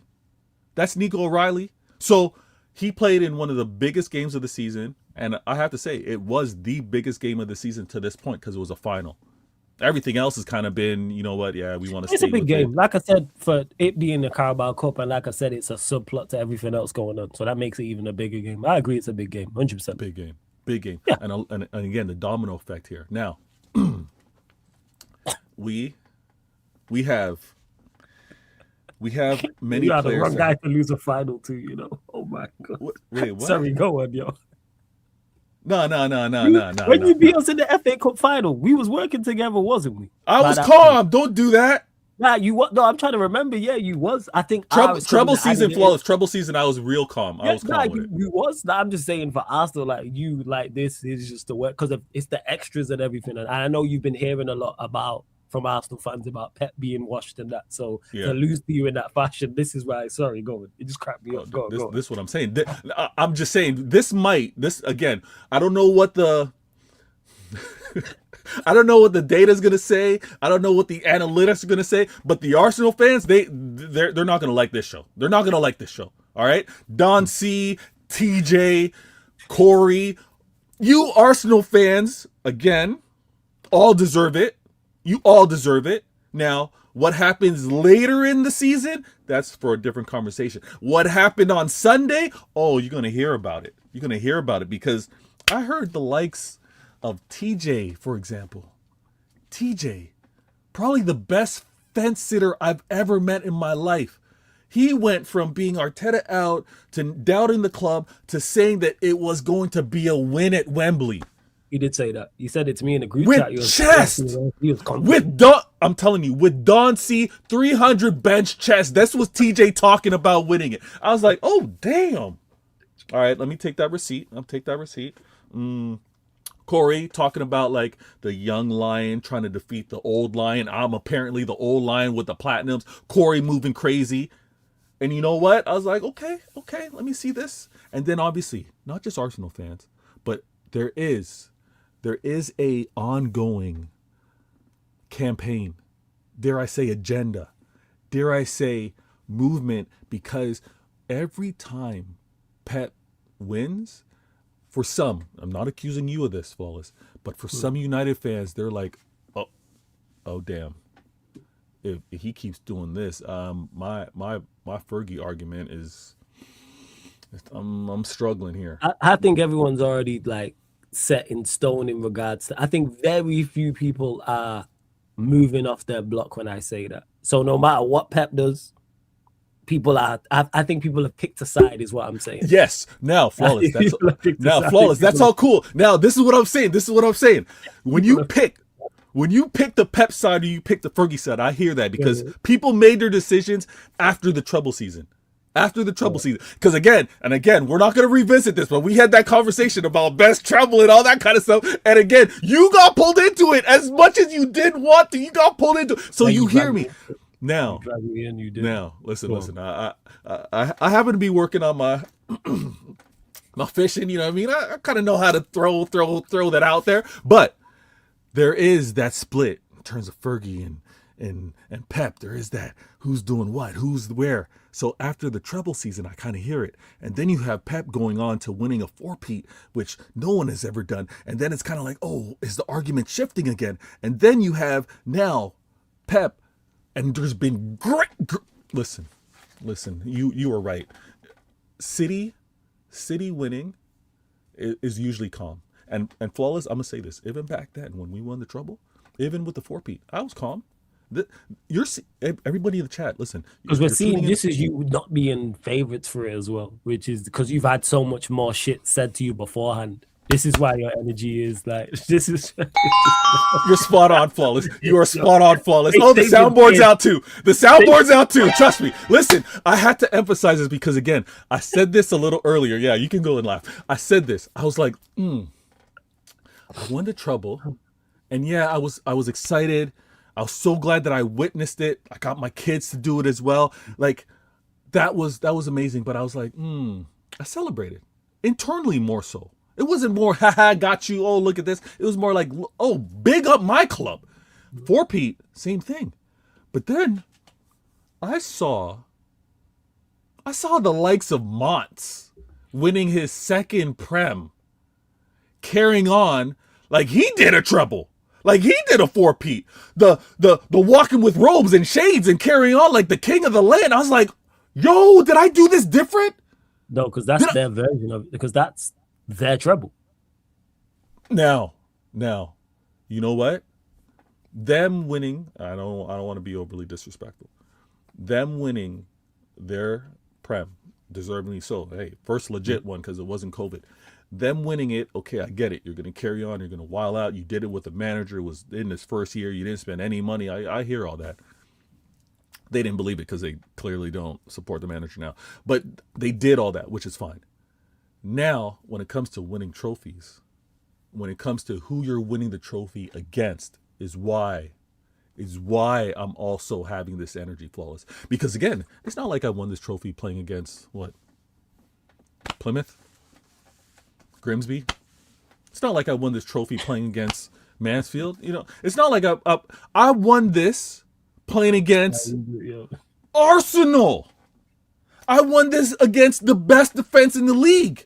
I won this against, dare I say, world-class Saliba, world-class Gabriel, world-class Rice, world-class Saka. Actually, yeah, I don't think they're talking about Saka like that anymore. But I won this against this team. Yeah, it's sad to see what happened to it. And yeah, you lot clocked the shot, but carry on. With the lower league teams you mentioned, but we move. But we'll carry on. Yeah. You know what? I'm gonna apologize. Oh, yeah. No. Couldn't help himself, Mercy. You're not new here. No, please. Because listen, hold on. Plymouth is a Liverpool cut, yeah, right? I know you took shots at both, yeah. Damn it! I didn't mean to draw first. My bad. You didn't mean to draw first, but you took shots at United, Liverpool, and Arsenal. It was, you know what? It was cool, but you won, so carry on, man. You know what? In the Westerns, when the man just goes, pew, pew, pew, he pulls out all, you know what I mean? That quick draw, and he takes out three, and you just see them like, my bad. I didn't mean to do that. Man, I did that flawlessly, no pun intended.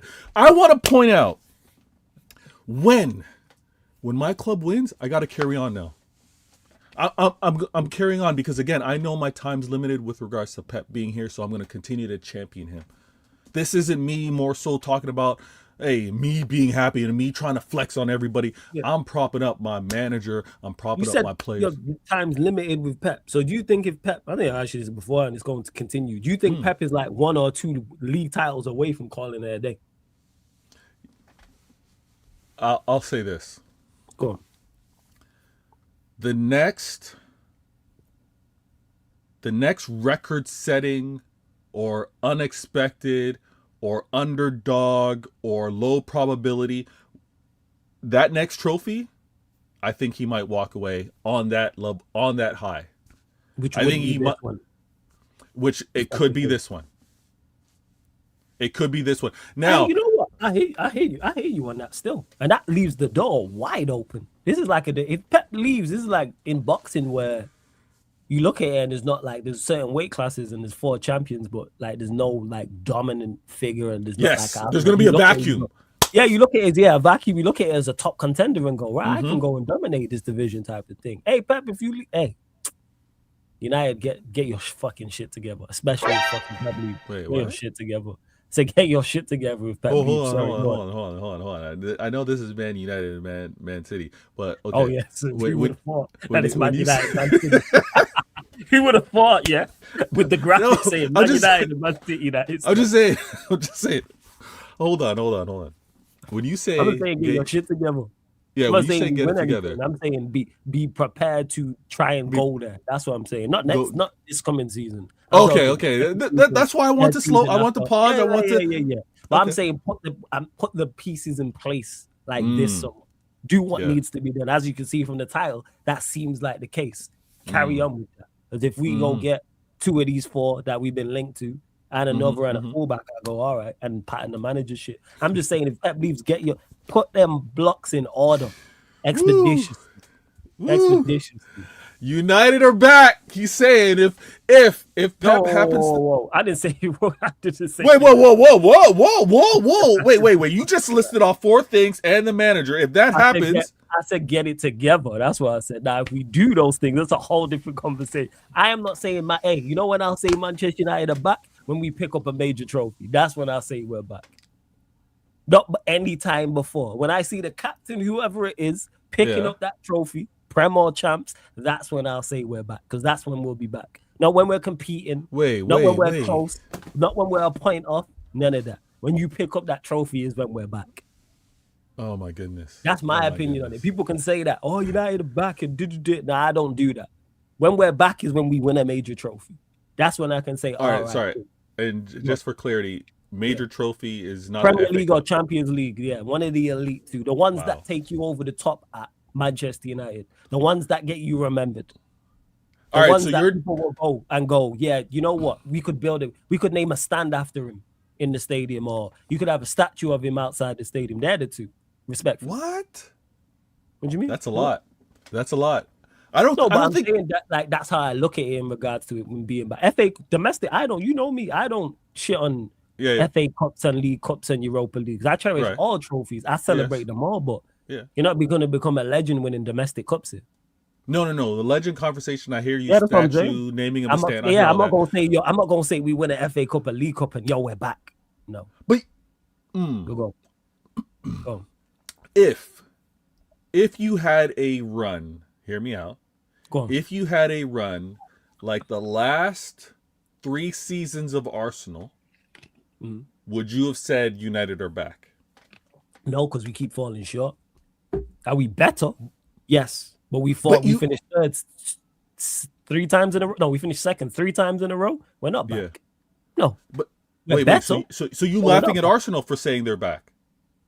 Yes, I laugh at us. Yes. Wow. What are we talking about? Win something. I say this all the time to Arsenal fans, as you know, and this is a lovely alley-oop. I'm going slam dunk this bitch. I say it to them all the time. The reason we doubt Arsenal is because of Arsenal. We need our respect. Go and win something. As much as I despise Manchester City, you know what they did? Win stuff. As much as I despise Liverpool, you know what Klopp went and did? Won something. As much as I clown Arsenal under Wenger, you know what they did? Won something. Mourinho with Chelsea, win something. Why is it different for you? It's true. I'm not mad at that. I clowned Klopp when he joined and ran jokes and ran bants and da-da-da. I clowned Pep, etc. But you know what they did? Shut me up by going to win trophies. And the major honors. You don't spend $1 billion in 6 years to win an FA Cup and a League Cup, respectfully. Granted, they're good. They're good additions to what you have. I don't poo-poo them, but Premier League and Champions League. That's what's going to set you. If you're a big club, that's what sets you aside. I hear it. If you're a big club, that big club talk is what I like to emphasize on, because If you're a big club, you're winning trophies. If you're a big club, you don't tolerate anything but winning. If you're a big club, you don't necessarily spend all this much and retain the same manager for this long. But whether you're a big club or not, that's a conversation for Arsenal fans to really defend themselves against. I'm here to say this League Cup final win means a lot. Because you know me, I talk about David versus Goliath all the time. I went into this final not as favorites. I went into this final as much, yes, you know what? You are right. I know you love saying that, but yes, you are right. You weren't favorites for this final. No. Thank you. And Flawless also did not do the caveat. I mean, I hate to agree with you, Vader, but because you won, that's why I didn't say it. Because I like that. I like that you did say that. I like that. I'm just saying. I'm letting the chat know. Chat. I'm recognizing that Flawless isn't always throwing out that disclaimer. Today, he says he agrees with me, and despite not wanting to agree with me, he agrees. I love it. Now, this performance. My manager showed why he is still the master and why Arteta is still the pupil. That's fine. My manager brought out another wrinkle. And again, I see Bayesian Pops in the building. Yeah, Reds. I mean, or the Bayesian Reds in the building. Not sure which one's representing now. This is Bonds. And Bonds, why am I GLE 2? This is crazy. How am I a gaslight? Where did I gaslight? Wait, what? Let me go. He's called, look, he said, oh boy, well, it isn't the GLE and GLE 2. So you're talking about me and you, because you're GLE, I'm GLE too. The sequel's usually better. So it's kind of asshole. Flawless's GLE level is higher. So yes, he takes it. Yeah, he's taking GLE 2. I rate that. Yeah. I have to emphasize this. Us performing the way we did, how we chose to attack, how we chose to defend. The conversation's been coming up a lot. Did my master of techniques, of different styles, did he show the league? Did he show other clubs on how they may choose to defend or press or play against an Arsenal? Because again, it wasn't rocket science. It wasn't something that other clubs can't replicate. It did make for a long day for Arsenal. He figured it out. He exposed it. Yeah, it was smart. It was very, very smart. It was very smart. And I was watching it. I was so gassed. Now, this management have gotten things wrong. No management gets things perfect. You can look at some of the signings over the years. Oh, many want to criticize City haven't really gone into the transfer market and done what they did going into the trouble season. They've fallen off. I think that's natural at many clubs. They're going to have ups and downs. They're going to kind of have some misses. What I saw was a manager making do with what he had. Everyone wants to tell me Semenyo's not that guy. Why did City go out and get him, right? We saw that we were lacking in terms of a goal threat. Yes, he didn't score in this game, but we went out and got him, not necessarily for this final, but for the league. We also went out and got a Gahey in the January transfer. He wasn't available for this because he was cup tied, right? So that was another thing where my manager was like, oh, I don't have them available. I don't got Diaz available. Yeah, John Stones just came back healthy, but how much can I really rely on that? Mateus Nunes, Kosanov, he went with Ake, who's been a warrior for us past seasons. And in 2026, put in another shift. And then obviously my star, O'Reilly. Defensively, going up against the missing piece, the attacking missing piece for Arsenal, he didn't even pose a threat. And another thing is they're attacking, or their player that they were saying, wait until he comes back healthy, in terms of Kai Havertz, he didn't do much against that defense either. So I'm hearing all of this, and I'm like, listen, I know that I've been criticized for not having the most consistent defense. But what my guys did against Saka, Trossard, they did the business. Havertz, and Gyökeres, very promising. Now, my midfield, Flawless. Let me just praise this midfield for a little bit, please. Ballon d'Or. We're the only two to actually have Ballon d'Ors in the Prem. Rodri showed why he needs some more time to still get back to his level. Everyone was judging him. He's back playing. Obviously, if you're back on that pitch, he did ball out. He balled out. Did he ball out? Especially that second half. You gotta give props where props is due, man.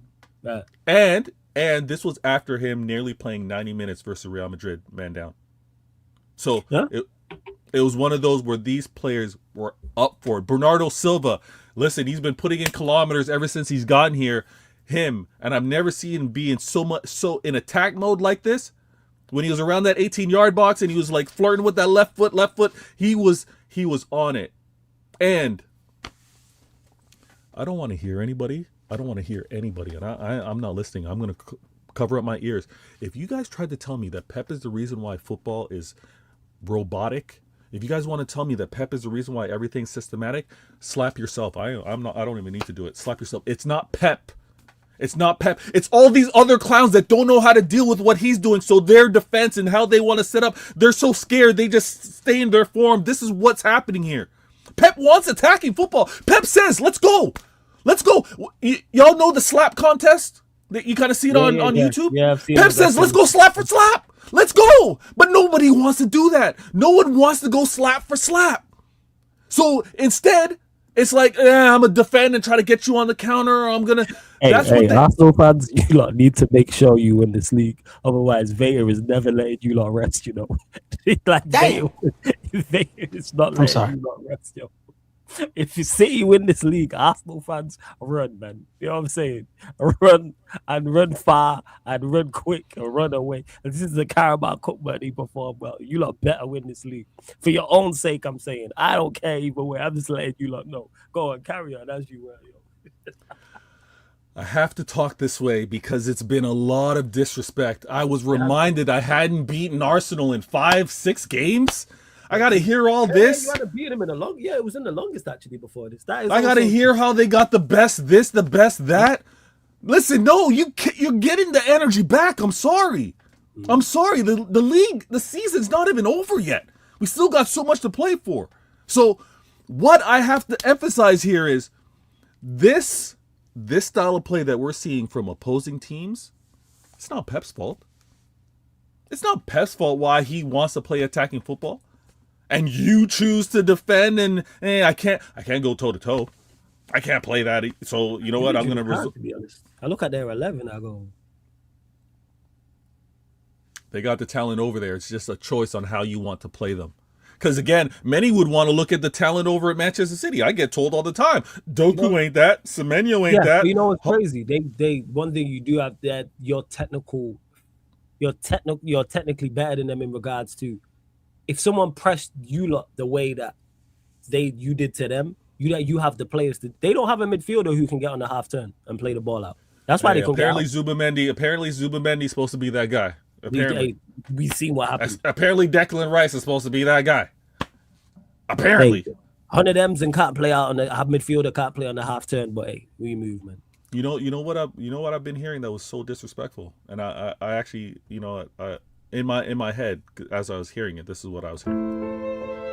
They were trying to tell me about the injuries that they had. Arsenal fans were trying to tell me about I didn't have Eze to play. I didn't have Odegaard to play. Really? You didn't have Eze to play. Eze who only shows up versus Spurs.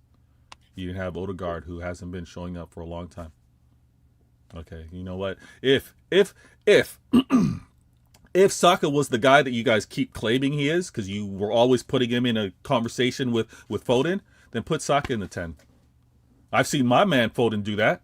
I've seen Pep make decisions on what's best with regards to the squad. Maybe you take a player not in their best favorite position. Maybe for the sake of the team, you're going to have them play a little uncomfortably in a different position for the sake of having some balance. Put Martinelli, put Trossard, find balance, Madueke, do whatever. If you are missing that creativity, apparently Saka's supposed to be that guy. He's getting $300K a week, but you didn't.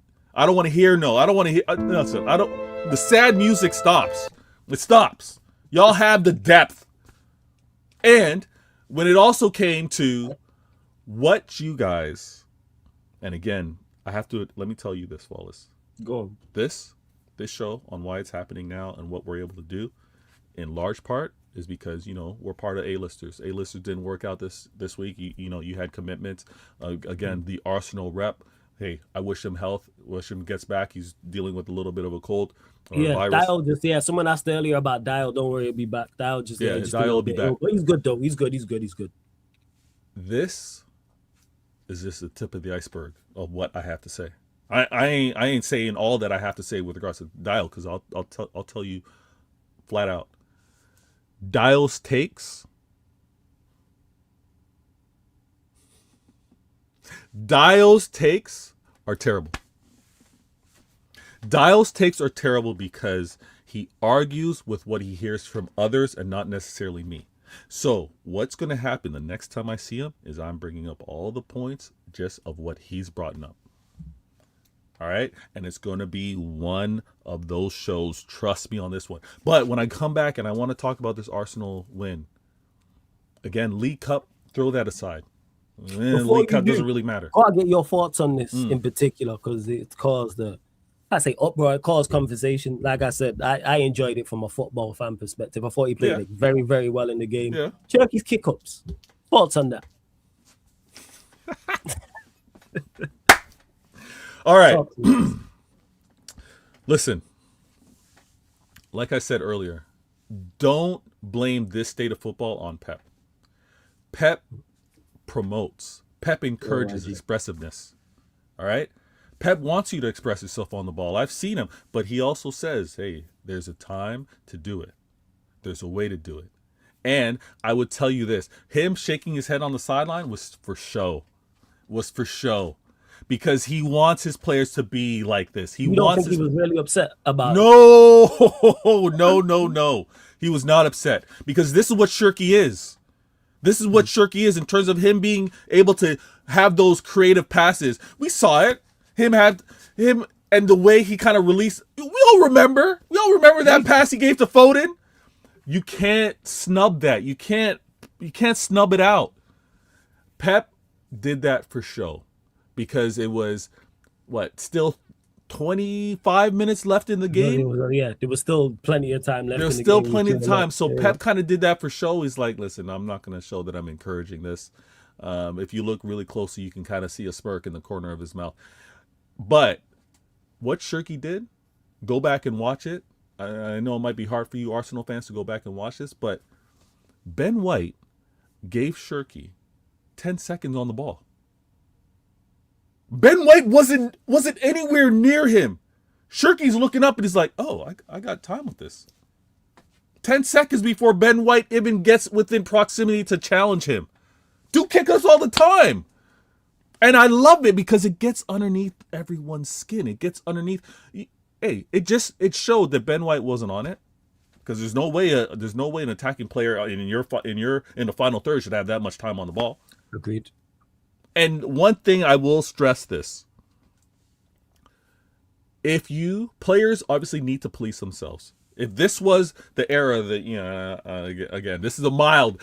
You know what? This is a graze shot. I'm not shooting at flawless, but I'm in the area, right? You know what? I'm aiming up in the air. I'm aiming up in the air. Go on. If this was the era that was the better football era, better players police themselves. So Ben White didn't like what he saw from Shirky. Went in. No, he was right. He did the right thing. I would have wanted one of my players to do that 100%. Exactly. So if you're going to do it, be willing to do it. Now, I would also say this. Moving forward, though, and I'm talking to my Manchester City players, if there's a player that has that much time on the ball, is able to do their tricks, their little styles and tricks, if they're able to do that, so be it. You police how you want to police. But if any player does that to Shirky again, I would expect Kosanov, I would expect Rodri, I would expect Bernardo Silva. You guys are putting one on Ben White. I'm telling you guys that right now. It's not going to be eye for no eye. It's going to be eye for an eye. So if you want to get back at Shirky, do your own kick-ups. But if you're going to kick him out, I would expect another City player to kick out Ben White. That's what I would expect. And I hope we bring that energy, controlled, by the way. All right? I like to be the equalizer. We'll not start it. But when we do play them in the league, if any player tries to put one on any of us, I hope we retaliate. That's all I'm going to say. But the keep-ups were brilliant because it showed on how one team was just ready to just get back in position, stay compact, let's defend. So, hey, Shirky exposed it. And if him doing keep-ups is going to draw you out, so be it. So be it. So I loved it. I absolutely loved it. I also love, and I didn't realize this in the real time, And if I was fully set up in the studio, because I don't have my monitor right here, but if I was fully set up, I would have the graphics to be changing backstage. The production team would be all on it. But when Shirky got fouled and he went to the ground, again, I'm saying this to every of you frauds out there to say, oh, are we encouraging diving now? I saw it on the timeline. Oh, are we encouraging diving? Are we celebrating diving? Shirky didn't dive, you fools. He got fouled and he went down to the ground. Now, did he play it up? Yeah, he played it up, but he didn't dive. He got fouled, went down to the ground, played it up like we've seen everybody do. Mm-hmm. And then when he had a little chance, he struck a pose. And I found it comical. It is what it is, but the foul was real. That's all I'm going to say on that one. Not since, hey, Flawless, you know I do a show, Why Always Me, on Vader Games TV. Shout out to my man, Mario Balotelli. Please subscribe. Not since Mario Balotelli, I think, have we seen a player with this kind of like vanguard showmanship, silliness, fun. You know what I mean? And I know a lot of what Balotelli did at times was at the expense of Manchester United, but not since we've seen him. Or do we now have Shirky? And I think Shirky obviously is going to be in a different mode because he's more of a creative player. He plays. He's not necessarily a striker. Cunha's like that. Cunha has that H2 yes, game. Cunha definitely has that. 100%. Like when him and who was it at Everton? I found it hilarious. Was going back and forth. It's the fullback. I forgot who it was. That shit. Yeah. They were fighting all day. And when he blocked it for the corner, when he backed on him, yo, that is hilarious. He scored the winner against Arsenal. Was to grab the camera. Was like, we the fucking biggest. Even when he was at Wolves and he was fighting, who did he slapped someone under one of the coaches on was it Brentford's team or something like that? Oh damn! I don't know. I don't remember that. Yeah. Nah, I rate that, and again, and there's a silly post. I don't know if it's on Instagram or on Twitter X, but I believe he's a Brazilian player that is just, he plays everything up. Like he can kind of like the referee could like give him a tap on the shoulder and he's diving to the ground. There's a compilation out there. I gotta find it, but it's one of those where like, have fun on that pitch. With so many robotic and systematic players out there, you need this expressiveness, and I like that. It happens to be one of the examples at our clubs that are trying to bring that light.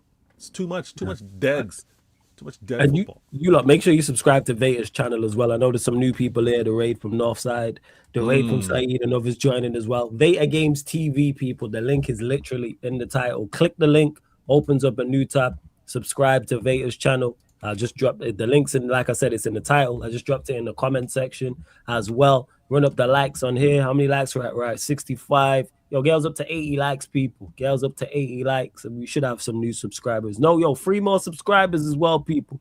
15 more likes, 3 more subscribers as well. So Carabao Cup obviously win.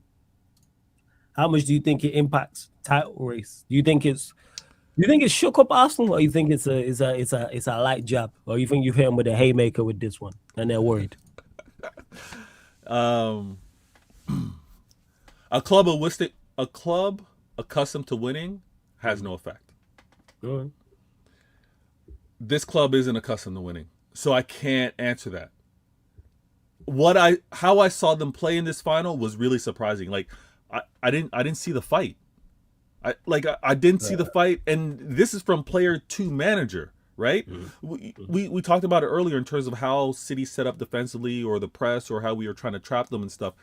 I didn't see enough from Rice, from Zubimendi, from Havertz trying to collect the ball and try to do something different to try to get after. They tried to stay within their same framework, and it was almost like they are so accustomed to, we'll take it to the later stages of the game. We'll take it to what we're accustomed to: long throws, set pieces, corners. Like when that wasn't happening, it was like, oh, we'll just stay in the same way. And it wasn't until they went to being 2 goals down, and I know the goals kind of happened in quick succession, like 4 or 5 minutes apart, but it wasn't until then where you still saw Arteta not even go all out to try and win it. Like, I think this is Arteta being like, you know what? I'm gonna face them. I'm gonna face them in the league. I can't show everything. It may affect them, but what's important to me is how I play going into this. From day one, we're in this predicament more so because of how City's played, not because Arsenal have been brilliant. Like, we got to be real with it. Arsenal may go on to win the league, but it's not because they were brilliant. It's not because they were like lights out, just dominating teams. It wasn't the case. So yes, you can be the top goal scorer. You can be the best defense. But in terms of the manner, in terms of how you actually compare that to teams that have been great, have been dominant, it's not them. And when we talk about the number of goals scored, let's also put this into context for you Arsenal fans. You may be up there with the goals scored, but how you've executed these goals, right? How easily replicated is it? How easy is it to really lean on when the going gets tough? I have to challenge you on that. And again, we look at a final in this case, and I don't know if you're going to take this same approach when you're now in the tougher knockout stages with regards to Champions League. You have an important game, and listen, you should walk through your FA Cup until the next stage. But it's Southampton. Come on, man. Come on, Southampton. Nah, they ain't doing nothing.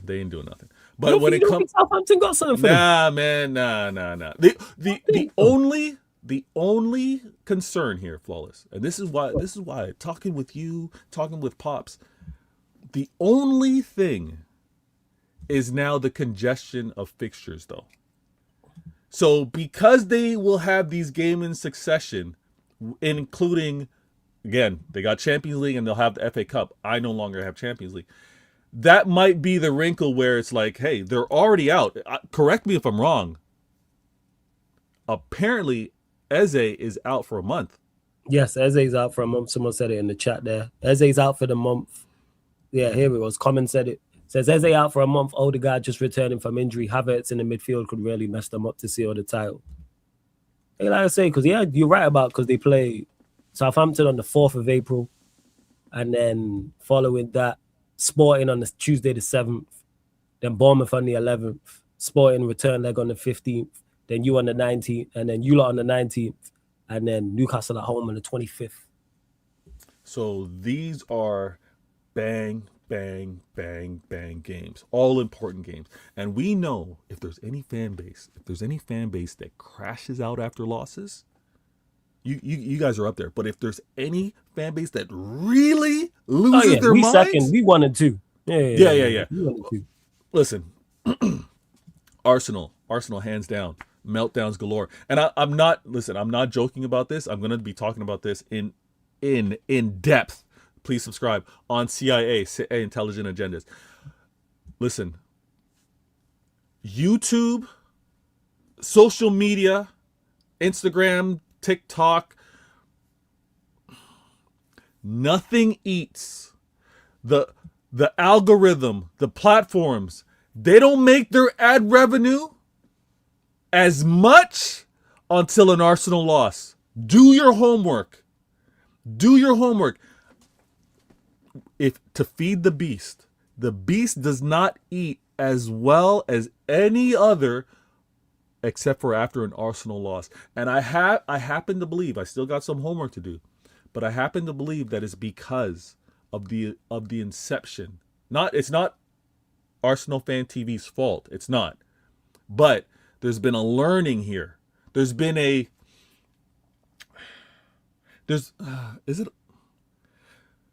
of like it's grown. People have grown accustomed to it. Shout out to my man Expressions. Shout out to Expressions. Listen, Expressions, killer content. Yeah, shout out now, to Expressions every time. The personality is ridiculous. People tune in whether he's happy, whether he's sad when Spurs are doing their thing. But listen, there's something that people get programmed to. People get accustomed to. People are invested in because of, you know what? The joys are great, but the epic, the creativity, the longevity of the losses hit different. Arsenal Fan TV, I've never seen, and again, I got my team doing the homework. The engagement after Arsenal losses are like this. Yeah, of course, because we all there. I'm there. Are like this. And but I'm talking Arsenal fans and obviously Arsenal rivals. But the Arsenal fans, with regards to I hate this, I don't like this, this needs to change. It's high after losses. After wins, it's not like that. I'm talking just Arsenal fans alone. The engagement that Arsenal fans do is spiked after losses than it after wins. I got my CIA team doing the homework on it. Now, I don't know where this league's gonna go. I really don't. But in an era where content is king, in an era where engagement is what everybody's trying to monetize towards, if Arsenal lose this Prem, oh yeah, that day will be flawless. If Arsenal lose this Prem, that day will break all records. You're printing money, flawless. Yeah, I'm telling you. So I don't know how close City are to really make an upset. Again, I wish we were a lot more consistent. But the fact that we have a game in hand, okay, that helps us. We have to win it. We have to win it. That brings the point gap to 6. Okay. We play Arsenal. We have to win it. That could bring the point gap to 3. Now, there's still a lot of games to be... Make sure you beat Chelsea before that as well. We're going as you were. Yeah, we do. Yeah, of course. And again, Chelsea, for how they look right now... You should win that. I'm saying that from a United perspective. I need to increase the gap on them, but go on. Very true, very true. You know what? I don't mind doing you a favor for this one. When it comes down to... Respect. When it comes down to... You did a favor being with what you did versus Arsenal. When it comes down to how these platforms can eat and what it means in terms of the football conversation, I know for a fact, I know it's been a long time since Arsenal have won the Prem. I also know that the longevity of how these platforms will have engagement would actually live longer after a loss than a win in this instance because of how epic it is. But there's still a lot to be done. Let me say this to the chat real quick. Oh, it was yours, man. This show that I happen to do with Flawless is therapeutic for me. All right, it's therapeutic because I happen to I feature on a few other shows, but the ability to kind of get these thoughts off my head, other than my own channel, of course. This is why, please subscribe, hit the like button. Flawless does amazing content. He's got tremendous, great shows. But if you can tolerate me being long-winded and getting these crazy ideas or thoughts out, we're here for the long-form content. I brought you in for a reason. I was saying. I appreciate that. 100%. It wasn't an accident. I was like, I'd seen your content beforehand, seen you on Twitter and that, and I was like, yeah, I need to work with it 100%. I appreciate that. I reached out to you and I was like, yeah, let's make that. I was like, let's make this happen 100%. Because again, footballing minds, and you pose questions from a different side of things, whether it's your own club or others. So it's always interesting conversation. And you can be sharp as well. I say the verbal sparring that we have, you on point with it. I was saying that. You can be sharp. Try to keep up with you. Yeah, sure. Yeah. You didn't have the best. You didn't have the best of weekends. But it started off poor, but got much better. Yes, it got better because of what everybody else. Yes, what I'm saying. Friday night and Saturday night was completely different. Because after that Friday, shout out to Saeed. Obviously, I did the watch along with Saeed. Great. That was great. By the way. That was fantastic to do. Big up Saeed and that. And I didn't crap. People was expecting me to crash out. No, it was a disappointing performance. It was a disappointing result. You know me, people can talk about referees and all that. I don't blame referees. Manchester United had more than enough quality out there, and we led the game twice. We see that out. So at 1-0, we goes 2-0. At 2-1, it goes 3-1. Granted, we missing our whole entire starting back four, which is a miss. But we gotta see that game out, and that's on us. Maguire makes a mistake. How long are they out for? Is it a long stint? De Ligt, I don't think we'll see De Ligt this season because we ain't seen De Ligt since December. Martinez, They said it was a minor thing. Dorgu's back running, and I think Maz is just a minor one. But even without them, I expect us to get over the line. All we got to do, again, I said it on the match reaction, it's about, people can complain about, it's about winning the war, and the war for us is just getting over the line in the Champions League spots. That's Okay. it. Yeah. So yeah, third would be great. Haha, we finished third. We finished above Liverpool, Chelsea. I'm not really too fussed about that.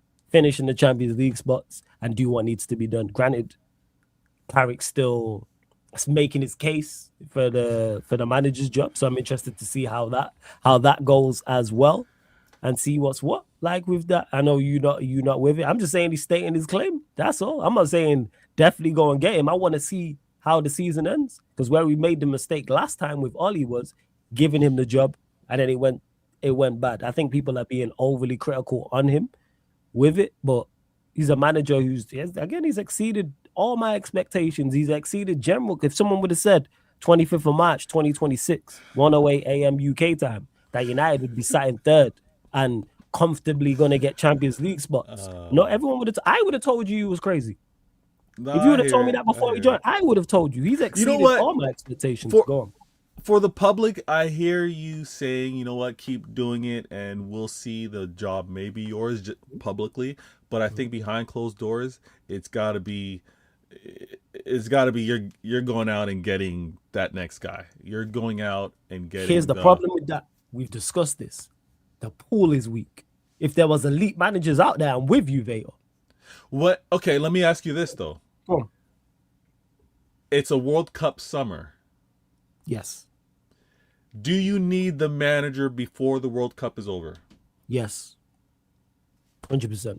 Because it's going to be an even, one, you're signing players. Two, you might have a new manager coming into the club. And three, it's a shorter preseason. So with a new manager, new players, we need as long as possible. Yes. Yes, make sure whoever go on. Could Carrick get a this is terrible. Could he get a 1-year extension? Potentially. They'd probably give him 18 months. If you can it's sure. You'd probably, I'm guessing if they was to give him a contract, they'd probably give him 18 months. That's just me guessing. Okay. Because Amarin didn't get that long of a deal, I don't believe. Okay, you give him another year just so you can have some consistency, have the plan in place, players know coming to United who's going to be doing what, and you work behind the scenes on who is that long-term manager. But who is that again? Who is the to me? But a lot might be revealed after the World Cup. Is all I'm saying. A lot might be revealed. Potentially. Because people were saying this, and obviously the stream I just did before this with Saeed and was saying, "Oh, go get a world-class manager." I said, I hear it. Who are these world-class managers? I got you. I'm just looking at Flawless. You know. No, I'm saying when people, thank you. When people say that, like when people say that, like I'm with it. If there was elite gaffers all out there and there's 4 or 5 of them, I'm saying go and get one. I've been saying this for the longest time. The pool is not strong of managers. It's probably in my lifetime that I can remember probably the weakest it's been in terms of like elite gaffers. And then on top of that, just again, not even elite gaffers that are available, elite managers in general. So you take away Pepe ain't available, Ancelotti's not available, Enrique's not available. If you want to put Flick in there, Flick's not available either. People will say Simeone, and for just shits and giggles, we'll put Arteta in there. Okay, so none of those managers are available. I wouldn't put Xavi Alonso in as an elite gaffer. No, I wouldn't. I think he's a good manager. I wouldn't put him in elite. Okay, fair. That's fair. Yeah, and I think he's Liverpool bound anyway. So like that's where it is. If there was if Enrique or Ancelotti are available, Carrick, thank you for what you've done.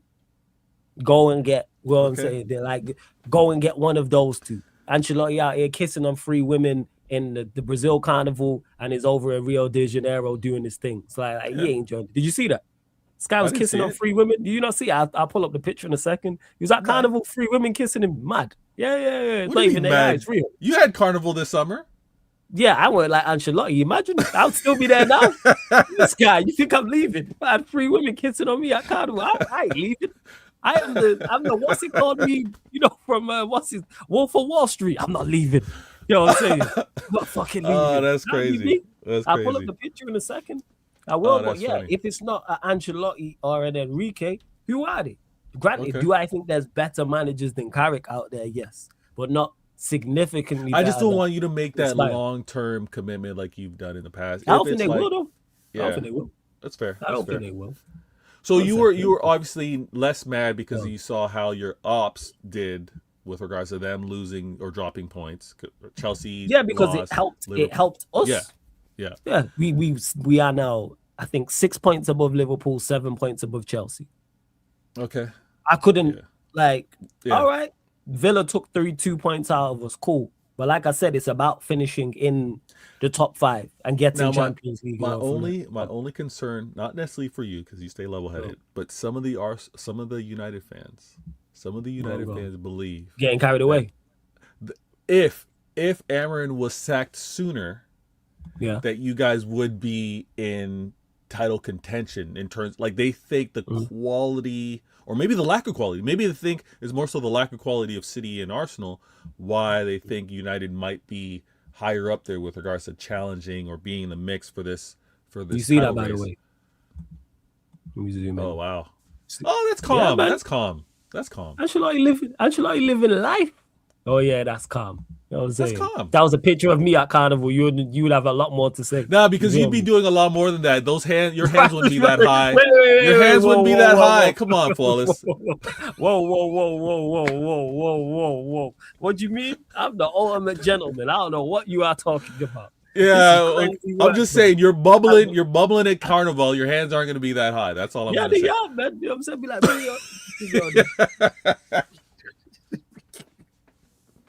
I'm not believing it. But listen, crazy B-roll people. But yes, where was you at? What was you talking about? Sorry, what was it? So I think some United fans are getting carried away with regards to what, if Amarin was sacked sooner, you guys are actually. And I understand that. I understand that mindset. For me, it don't matter. And it just. But if you understand that mindset, you must think that the talent at United. It's more so. It's not about the talent at United. It's the lack of talent in the league. When I look at the points we've dropped, do I think Carrick could have done better? So, for example, do I think Carrick could have beaten 10-man Everton at home? Yes. Okay. All right. I think Carrick could have beaten Bournemouth at home? Okay. Fair. West Ham. Wow. And all these type of teams. Like, that's where I'm at. But the reason why I don't do the what if, because then it gets me mad more so at the ownership, which I already don't like. Because I already think you have, all of these embarrassing and bad things have come on your watch. So now you owe us. All of this nonsense and all the jokes we take is your incompetence and your bad decision making. Hence why you need to get this managerial decision right. Because what annoys me even more is recruitment, fine. Players you've brought in, players you've sold, I have no issue with whatsoever. You've hit them all pretty much out the park, bar Agate, cool. But then the managerial side of things, you've done so many crazy things that I'm like, it sounds like people crazy super chat. Someone would have said, yeah, United will finish 15th and then they'll keep the manager. I would have told you are on Class A drugs. I would have told you are smoking hard food if somebody would have told me that. That sounds like a crazy super chat on the show. Someone says that you would finish 15th and the manager wouldn't get sacked. I'd have told you absolutely no chance. And they did that. And the list goes on with that. If someone would have said, you will play 40 games in a season, I would have told you absolutely no chance. Yeah, that's wild. Someone would have told you that, hey, you will lose a European final to Spurs. I would have told you absolutely no chance. You're on hard food. Yeah. And the list goes on. Someone would have told me you would chase a director of football for weeks, months, and then make him go and leave and he can't get in his own building. Then you'll hire him. And then you'll sack him within 3-4 weeks. I would have told you was batshit crazy. Like, how are you that far off the same page? Like this. And the thing is, the list goes on. There's so many more things, and there's bad decisions, and then there's monumental fuck ups. And they fall too much in the latter. Go on. It's a promising next season. This is the thing. I know. Definitely a promising next season. I'm looking forward to it. Barnes, Pops, and I. You know what I mean? Like. Lex and Crab, we can be happy for you, but not necessarily United. It's the giddiness that Roy Keane was kind of telling everybody to kind of calm down. He's not celebrating third, and which you aren't either, and you're not even saying United. He's a Spurs fan anyway, so people need to stop paying attention to Keane. Don't do that, man. Don't be a Spurs fan, but he's a United legend. He But he's a is Roy United Keane. legend. Roy Keane, one of my favorite Manchester United players of all time. My favorite captain of all time. I think he's the best captain ever in the Premier League era. He said it himself. I am not a Manchester United fan. I don't support Manchester United. I'm a Spurs fan. So United fans need to stop looking at our legends as if they are Manchester United fans. He's a Spurs fan. He's there to do a job. This is why you don't see him at OT. But So, what he says is accurate though, because to not What, you the don't giddiness? celebrate No, third, just like you yeah, said. you don't celebrate You're not third. celebrating. And No, United don't aren't celebrate. back until you win a major. Well, I'm encouraging, man. I don't know, encourage, but I understand why Manchester United fans are getting carried away and getting giddy because where we've been. Normally, I quell it. Nah, lose your shit. I understand. I have. I just wouldn't go as far as others, but I've high lost my shit. Yes, 100%. Fair. Me losing my shit is we nothing to play for, and I'm smiling, looking forward to games. I'm starting my watch-alongs an hour early.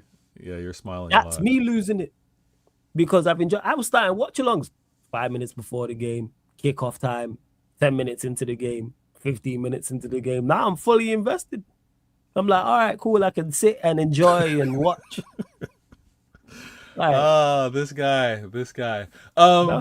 Now, comfortably third should play out the way it is. That what we're seeing from Liverpool, what we're seeing from Chelsea. Yeah, Chelsea Villa could still fans catch are us. protesting. They're all over the place. Liverpool just got the shocking news. And again, on another show, Flawless, we got to link up. We'll see what happens. Because I want to hold off on my Liverpool, Salah saying this is his final season talk. I've been Well, my I'm doing people Q&A after this, but we'll pattern it. my people told me that you're trying to work with the crossover with Yeah. So, You know what? It dropped at the perfect time, actually. Yeah, crossovers next week, so I'll talk. Yeah, that's good. All right, Even so though I'm doing a Q&A after this, like, yeah, we'll definitely. I know you'll bring it up anyway, so we could. Well, I'm just saying, we'll see what my people are able to line up. I haven't committed to this crossover yet, but that conversation with Salah saying, you know what, it's his final season, I'm going to have a lot to say on that one. But, hey, today's celebratory because the League Cup final, we celebrate trophies over here. I ain't going to parade it. I ain't going to do something silly like that. There's no parades over here, but I am going to celebrate it. Those of you, and again, I got queued up twice while we were speaking, so I have to apologize here. If you want to be annoyed, if you want to laugh, if you're comfortable being triggered, please tune into the next show. I think you're going to enjoy it. I realize that last season wasn't the best season for me, but I did win a trophy. So if I acted a little extra tonight, please accept that from me. My season's not over is what I'm going to say. This international break is falling at a good time. I hope that we can kind of keep the same rhythm when we come back. We play Liverpool in the FA Cup, so that's going to be an interesting conversation. And on top of that, I saw a fight in my team that I've been asking for to be there consistently, and who knows whether it's going to be consistent, but I know they have the ability to. I have to shout out before I do jump off. Listen, Doku had a very good game. Holland didn't have the greatest game statistically, but what I did like was he played full effort, battling against, clutching and grabbing Saliba and Gabriel. He occupied them heavily, and I think that also made it possible for other players to get involved, like Nico O'Reilly. Shirky, phenomenal. Bernardo kind of rewound the clock a little bit. Rodri getting back into form. And then what I was able to see from Semenyo, what I was able to see from the defenders that I mentioned earlier, great. And one thing that I want to say this, and I've held this just now because I do have to leave. For the weak-minded Arsenal fans that are scapegoating and saying the reason why you lost this game was because of Kepa, you need to take a walk. You need to take a walk, catch some fresh air, because both managers chose to play their number 2 keeper. You don't lose a game with one player alone. Look at what the other 10 players did. Look at how you guys did not attack. Look at how you guys defended. And again, if Kepa spills the ball, what happened to the defender that was marking O'Reilly on why O'Reilly got there first? If you guys didn't defend as poorly as you did, why was O'Reilly able to get the second goal when he was able to get past the star boy or star man in terms of Saka for the second goal? So the Kepa scapegoating, I think, is unwarranted, and you have to look at all the players to blame it. But if you're going to do the copium thing and only blame Kepa, I hear it. Flawless, my guy. Listen. Every time from me. Blessings. Next show, we'll link up. Common Sensei, all my blues that were in the chat, all the rivals that were in the chat. We will be back. Celebrate this one. We still got the FA Cup. We still got the Prem. One game at a time. And the FA Cup versus Liverpool is what's next. I'm Beta Games. I'm out. Bless. Hey, Vale, shout out quickly. I know you got to run quick. Just shout out your channel real quick, man. Let them know what you got coming up over there, what they can find. Beta Games TV, the link's in the title, people. Absolutely. I did a show today. If you missed it, go and check out the channel. Beta Games. It was 1-1-5. One question, 15 minutes, and I had to talk about why City had to win the League Cup final. And again, we got to do the heavenly duty with regards to football. There's no way this Arsenal we're going to try and pursue a quad. There's no way we're going to have them talk about, could this be the best team in a long time for Arsenal, the best team ever, which is nonsense. Listen, we put a stop to it. Now the conversation is, and what I want to hear from each and every Arsenal fan is, are you winning the treble? Because only this man and me, only us two have been able to win it. Are you guys going to win it? Hey, we got a part to play. Bless up. Catch me. Hey, blessings, Vale. Every single time. Big up, family. Yeah? My guy. Every single time. You lot, make sure you subscribe to Veta Games TV. Again, the link is literally in the title. Click the link. Open up a do tab. Veta. He is always like this. You know what I'm saying? Quality content creator. And he's on 10 because they won the league as well. Won the League Cup, should I say. So subscribe to Veta Games TV, people. Make sure I'm going to leave his channel up in the comment section right there, Veta Games TV. I know you lot got more. Barry asked me about Flawless. What will make you any sin? I'll never be any sin. You know why? Because they did a deal with the Glazers. So despite the good work they've done, and they've done some good work, no, I'm not never going to be the same way. I'm never Glazers in, and we won everything under them. Because I look at the Glazers and say we won in spite of them. And we won from 2005 to 2013. How many league titles is that? 5 or 6? There's a double in there. There's a Champions League in there. I think there's an FA Cup in there as well. They can get to fuck the Glazers. That's what I would say. It's my fault in it. Right, you lot, final few questions. We're going to go over to the Q&A where we will talk about Mo Salah leaving Liverpool at the end of the season. He announced that. And obviously Igor Tudor as well. Looks like he's going to leave Spurs also. I will be joined by some of the delinquents probably as well.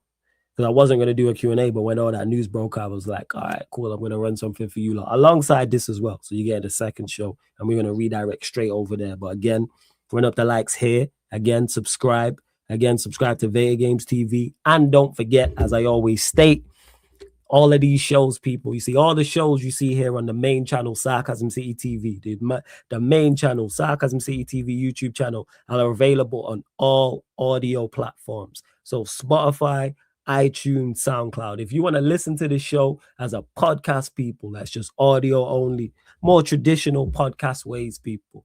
So maybe you're cooking, cleaning, driving, maybe you're at work, maybe you just don't want to see our faces, whatever the case may be. Go to Spotify, type in Sarcasm City TV, follow, 5-star us. Again, go to Spotify, type in Sarcasm City TV, follow, 5-star. Same with iTunes, Apple Podcast, or you iPhone users. Also on SoundCloud, wherever you get your podcasts. And if there's somewhere that you listen to podcast audio only and Sarcasm City TV is not, let me know and I get it uploaded. I will legit get it uploaded. But we are everywhere. We're on all major audio platforms, people. We are. Cause I know some people at times I prefer to listen to my podcast audio only. But right. We're going to close out. Hey, Josh, I appreciate you. I know you came over from Northside's Raid. And yes, we're usually live late here on Sarcasm City TV. the shows are like this. So whether it's me and Vader or the other shows. So we're heading over to the Q&A right now to talk Mo Salah, Igor Tudor, potentially leaving Spurs as well. Yeah, maybe you don't want to see Don C's stupid smiling face. But on that note, we are going to close out. This has been the Manchester United, Manchester City podcast. Mandem United pod meets the Mandem City pod live on the Sarcasm City TV YouTube. Thank you very much for tuning in. Literally, see you lot in 2 minutes. We'll be going live. Big up. Hammer him out.